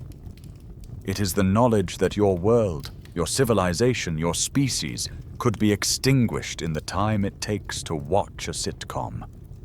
You are living under the shadow of the mushroom cloud. This is the Cold War. It is a silent, global struggle between two superpowers, the United States and the Soviet Union, and their respective allies. And it is governed by a strategy with the most grimly appropriate acronym in history: MAD, or Mutually Assured Destruction. The logic is simple, elegant, and completely insane. It works like this. We have enough nuclear weapons to completely destroy your country from the face of the earth. You also have enough nuclear weapons to completely destroy our country from the face of the earth. Therefore, neither of us can ever start a major war with the other, because to do so would be to commit suicide. The only thing preventing the apocalypse is the certainty of the apocalypse. For the first time in history, the survival of the human species is a day-to-day policy decision, a fragile truce based on a shared promise of total annihilation. For most of your life, this threat is a low background hum of anxiety. You practice duck and cover drills at school, a ludicrously optimistic exercise in hiding under your wooden desk from a thermonuclear blast.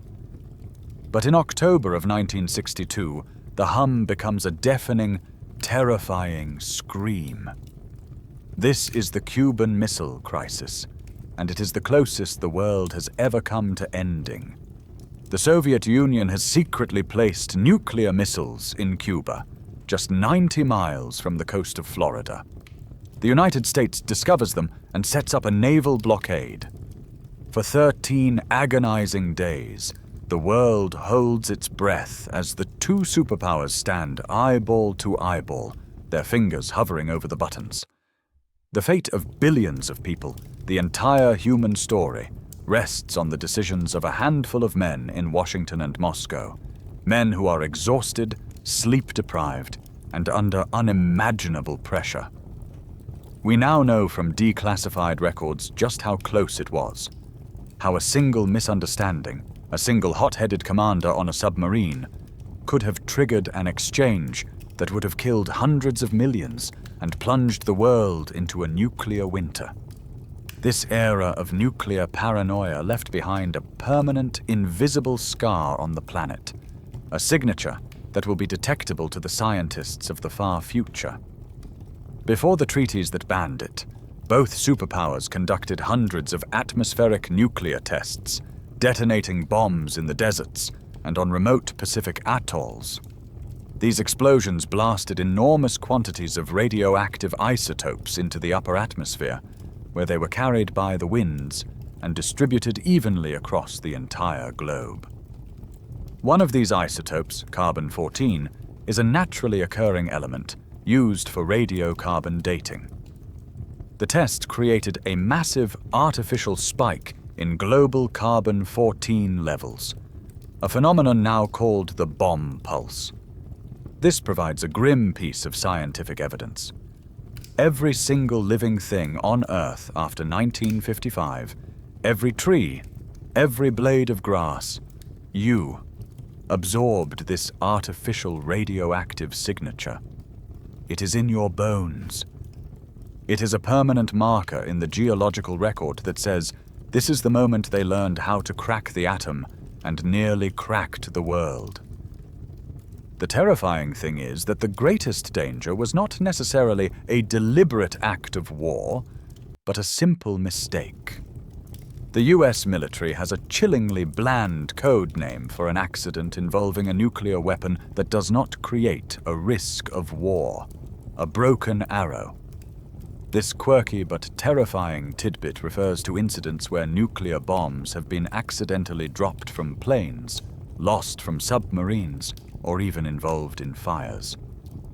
There have been dozens of such accidents. In 1961, a B-52 bomber broke up in midair over North Carolina, dropping 2 hydrogen bombs. One of them fell into a muddy field. When the recovery team found it, they discovered that of the 6 safety mechanisms on the bomb, 5 of them had failed. A single low-voltage switch was the only thing that had prevented the detonation of a weapon 260 times more powerful than the one that destroyed Hiroshima. This precarious balancing act, this 45-year-long standoff on the edge of the abyss, has led to a profound scholarly debate that continues to this day. Was the Cold War's long peace, the unprecedented period without a direct, major war between great powers, a result of the stabilizing effect of nuclear weapons? Did the very terror of the MAD doctrine act as a rational brake on human aggression, paradoxically making the world a safer, more stable place? Or, as other thinkers argue, was this a period of unparalleled existential risk, an inherently unstable system of threats and counter-threats, a game of nuclear poker that we were simply incredibly lucky to survive? Were we skilled tightrope walkers, or just fools who stumbled across the canyon in the dark and happened not to fall? The answer is unsettling, and it colors the very nature of the world you now inhabit, a world that survived its own worst invention, mostly by accident. The great nuclear standoff has ended not with a bang, but with the slow, creaking collapse of a wall in Berlin. The existential terror of instant global annihilation begins to recede, replaced by a messy, complicated, but distinctly less apocalyptic world. You have survived the ultimate external threat, the culmination of humanity's drive to build bigger and better weapons. And in doing so, you have earned a strange and unprecedented new prize. You have won the luxury of dying slowly. For the first time in the entire, long, bloody story of our species, the things most likely to kill you are no longer the ancient terrors. You are not going to be eaten by a saber-toothed cat. You are unlikely to die from the plague, or smallpox, or a dental abscess. You will probably not starve in a famine, or be cut down in a cavalry charge. You have entered a new era. In the developed world, the leading causes of death are no longer infectious diseases or violence. The new killers are chronic, quiet, and non-communicable. They are the diseases of your own lifestyle. This is the great paradox of plenty. For 200,000 years, your ancestors dreamed of a world without hunger, a world without back-breaking physical labor. And you, their descendant, are living in that dream. But it has turned out to be a strangely dangerous paradise. We have conquered famine with an industrial food system that produces an endless supply of cheap, calorie-dense, and often nutritionally poor food. And in doing so, we have unleashed an epidemic of obesity. We have eliminated the need for hard physical labor with machines that do our work for us. And in doing so, we have created a culture of profound sedentary inactivity. The very solutions to our oldest problems have become our newest, most intractable pathologies. The result is a complete inversion of the mortality tables. It is a stark, mainstream historical fact that heart disease, stroke, various forms of cancer, and type 2 diabetes are now the leading causes of death globally. And unlike the plagues of the past, these are not random bolts from the blue. They are, for the most part, the cumulative result of thousands of small daily choices. The food you eat, the exercise you don't get, the cigarettes you smoke, the alcohol you drink. We have become the architects of our own decline, slowly and methodically building our illnesses over a lifetime. We know this with such certainty because the nature of medical science itself has had to change. It is no longer enough to study a virus that kills in a week. Now, scientists must study a life. The most famous and influential example of this is the Framingham Heart Study, a monumental piece of ongoing scientific evidence. Starting in 1948, researchers began tracking the health, diet, and habits of over 5,000 residents of the town of Framingham, Massachusetts. They have followed this original cohort, and now their children and grandchildren, for over 70 years. It was this study that gave us our fundamental understanding of cardiovascular disease. It was the patient, methodical work of the Framingham researchers that first identified the major risk factors we all know today: high blood pressure, high cholesterol, smoking, obesity, and lack of exercise. They proved that a heart attack is not a random event, but the predictable end point of a long, slow process. And the assault of modern life isn't just on our bodies, it's on our minds. The old immediate fears of starvation or predation have been replaced by a constellation of new, chronic stressors: financial anxiety, social pressure, information overload, the relentless pace of a world that never turns off. Stress, anxiety, and depression have become major public health crises in their own right. They are not just sources of mental anguish, they are physical killers. Chronic stress contributes directly to heart disease and weakens the immune system. And in their most acute form, these mental burdens can lead to the most tragic of lifestyle deaths: suicide. In our frantic search for a way to manage this new reality, we are constantly looking for a magic bullet, a diet, or a regimen that will reverse the damage. The quirky tidbit in this modern quest for health is the story of the ketogenic, or keto, diet. Today, it is a hugely popular trend. A high-fat, ultra-low carbohydrate diet praised for its weight loss benefits. But its origins have nothing to do with losing weight. The keto diet is medically almost identical to a therapeutic diet developed by doctors at the Mayo Clinic in the 1920s for a very specific purpose: to treat severe, uncontrollable epilepsy in children. Before the advent of effective anti-seizure medications, inducing a state of ketosis was one of the only effective treatments. A medical intervention for a serious neurological disorder has, a century later, been rebranded as a lifestyle choice for the worried well. This disconnect between our modern lives and our ancient bodies has led to a fascinating scholarly debate centered on the thrifty genotype hypothesis. The theory proposes that for the vast majority of human history, our ancestors lived in a world of frequent famine.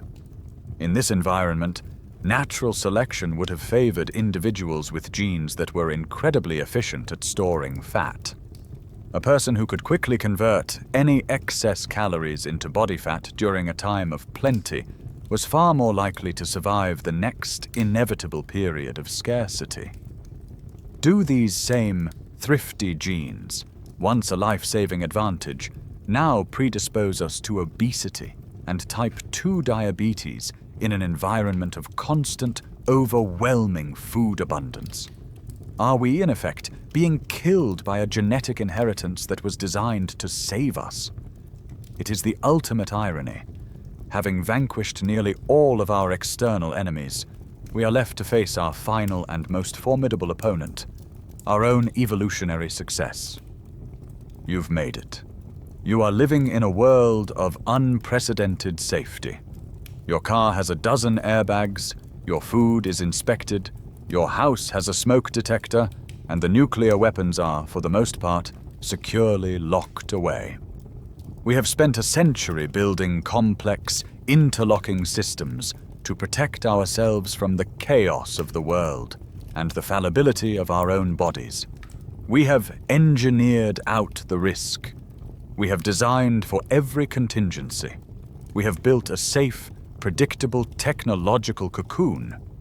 But we have forgotten about the ghost in the machine.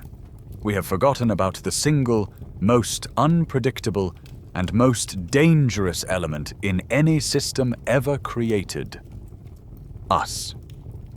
You are an engineer in the control room of reactor number 4 at the Chernobyl nuclear power plant on the night of April 26, 1986. You are tired. It's late. You are running a safety test, a seemingly routine procedure to see if the plant's emergency cooling pumps can be powered by the turbine's own spinning down momentum in the event of a total power failure. But this test is anything but routine. It is deeply flawed. It has been delayed for hours, and it is being conducted by a night shift crew that was not properly briefed on the procedure. Furthermore, the reactor you are operating, the RBMK, has a critical inherent design flaw that you and your crew are not fully aware of. Under certain low power conditions, it can become dangerously unstable. As you proceed with the test, you make a series of mistakes and violate a cascade of safety protocols, trying to get the reactor into the correct state. You are not a villain. You are not a saboteur. You are a competent, well-meaning operator, working within a deeply flawed system, pushing a machine you don't completely understand into a corner it was never designed to be in. When you finally hit the emergency shutdown button, the SCRAM switch, the design flaw kicks in.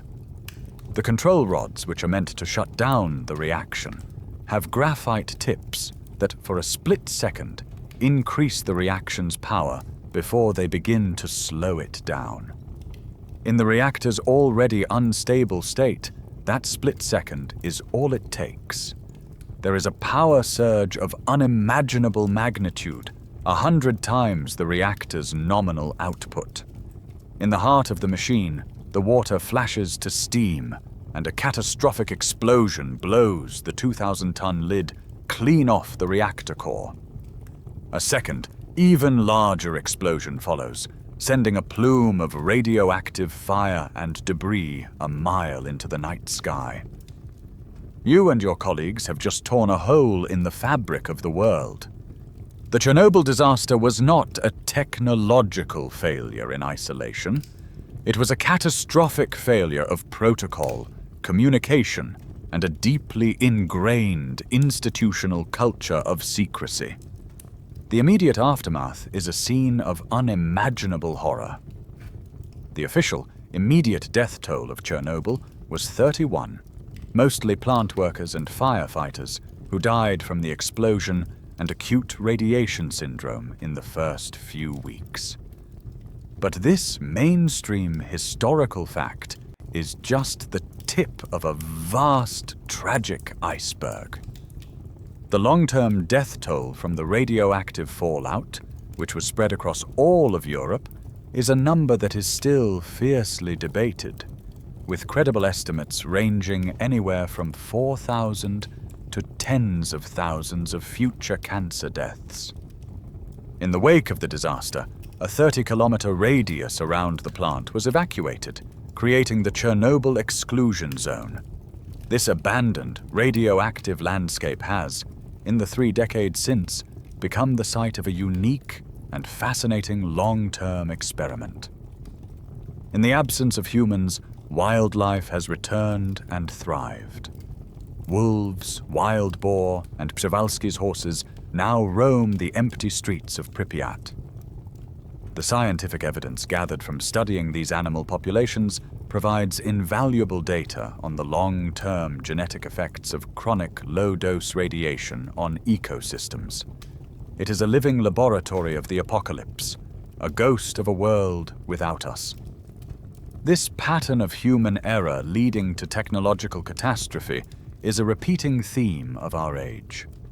In 1984, a pesticide plant in Bhopal, India, run by a subsidiary of the American company Union Carbide, leaked a cloud of toxic gas over the sleeping city, killing thousands instantly and injuring hundreds of thousands more. The cause was a disastrous combination of poor maintenance, inadequate training, and a series of safety systems that were either turned off or non-functional.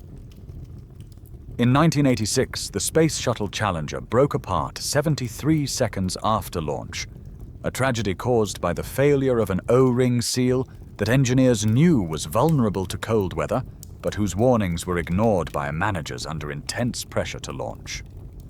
The ubiquity of this phenomenon is even enshrined in our popular culture. The common phrase Murphy's Law, the idea that anything that can go wrong will go wrong, is not a joke. This quirky tidbit has a serious origin.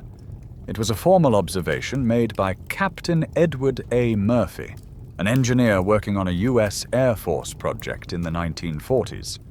He was investigating the G-forces on the human body, using a sensor harness on a test subject. After the experiment failed, he discovered that a technician had wired every single one of the 16 sensors incorrectly. His observation was not about pessimism. It was a fundamental principle of defensive design and safety engineering. You must always assume that if there is a way to do something wrong, someone, somewhere, eventually will. This leads directly to the core scholarly debate in the entire field of modern safety science. When a complex system fails, when a plane crashes or a chemical plant explodes, where is it most useful to place the focus? Should we look at the sharp-end error, the mistake made by the individual operator, the pilot who pulled the wrong lever, the engineer who shut down the wrong valve? Or should we look at the blunt end, systemic and organizational flaws that set that individual up for failure? Was it the pilot's fault, or was it the result of a culture of poor training, a badly designed cockpit interface, and intense commercial pressure from the airline to fly on schedule? More and more, safety science is shifting its focus from blaming individuals to understanding that human error is not a cause of failure, but a symptom of a deeper failure in the system itself. And so, here you are. You have walked the long road. You have survived the predator's tooth and the invisible germ. You survived the tyranny of your own teeth and the indifference of the climate. You passed through the poisoned chalice of agriculture and the petri dish of the first city. You survived the perils of your own birth. You endured the rise of organized warfare, the cost of the pyramid, the great scourges of fire, flood, and famine. You walked through the sanitized slaughterhouse of Rome and felt the lash of the slave driver. You survived the Black Death, the doctor's cure, the great dying, the roar of the gun, the rotting timbers of the sailing ship, the filth of the industrial slum, and the relentless hunger of the factory machine. You outlasted the global flu, the mud of the trenches, the fire from the sky, the slow poison of addiction, the crash of the automobile, the hubris of the hospital, the double edge of the Green Revolution, the existential terror of the Cold War, the silent siren of a lifestyle disease, and the ghost of human error. You, listening to this right now, are a living, breathing miracle.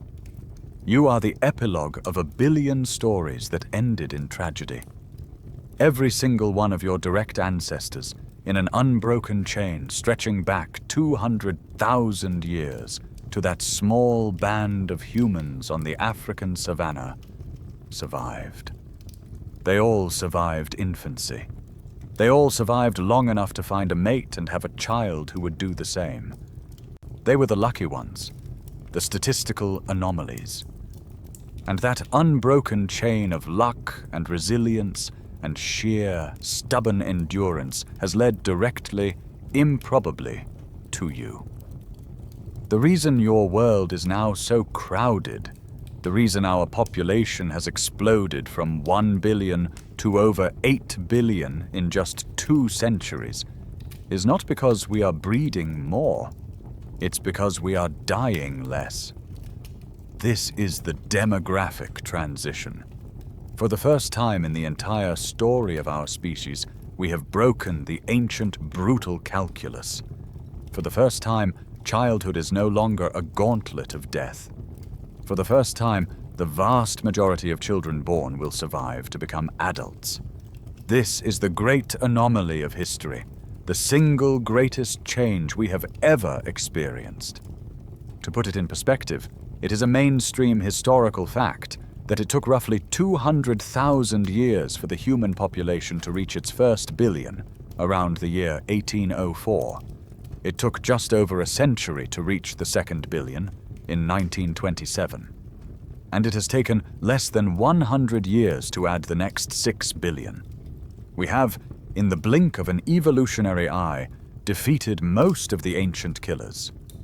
In the field of astrobiology, there is a concept designed to explain why the universe seems so empty of other intelligent life.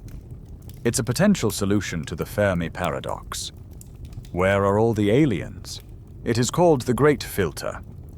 This theory proposes that there must be some step, some barrier in the long evolutionary path from primordial ooze to a galaxy-spanning civilization that is so incredibly difficult to overcome that almost no species ever makes it past.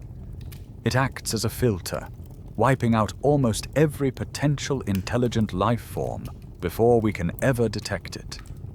Perhaps the filter is the jump from single-celled to multi-celled life. Perhaps it's the development of tool use. Or perhaps the Great Filter is not a single event, but a series of them. Perhaps this entire journey we have taken has been a tour of humanity's own great filters. Each one, the leap to civilization with its new crowd diseases, the invention of weapons that could cause our own extinction, the development of technologies powerful enough to destabilize the planet's climate, is a barrier that could have ended our story. We seem to have passed through them, so far. But are the biggest filters still ahead of us? And so we come back to the final, staggering tally. An estimated 117 billion Homo sapiens have been born. Each one of them was the center of their own universe.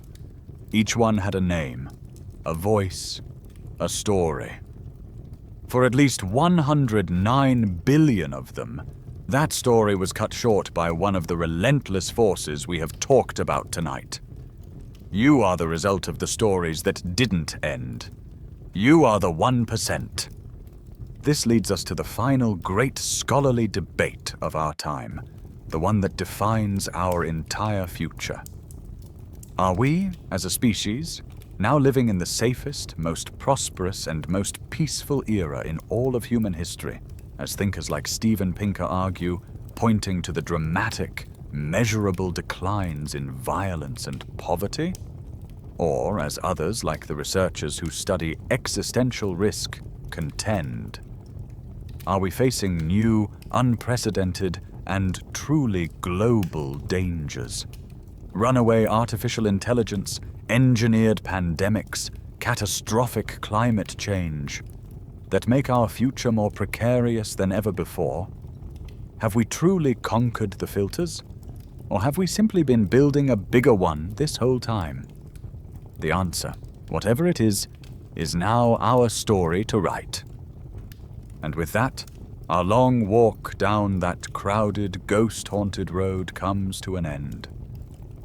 The sheer weight of those numbers, the 109 billion stories that ended too soon, can feel overwhelming.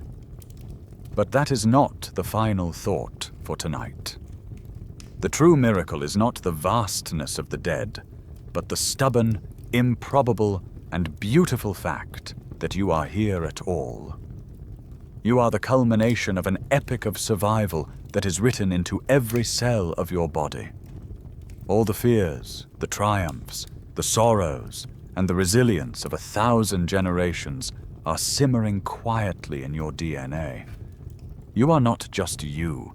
You are a living library of everyone who came before, a testament to their will to endure. So, as you begin to drift off to sleep, let the noise of the past fade away. Feel the quiet safety of your own bed, a luxury that your ancestors, huddled in a cave or a trench, could never have imagined. Let the great silent tide of history recede, leaving only the gentle, rhythmic certainty of your own breathing, in and out. The world will still be here in the morning. All of its dangers and all of its wonders can wait. For now, there is only this quiet moment of peace, a peace that was paid for by an unimaginable struggle. Rest now. You've earned it.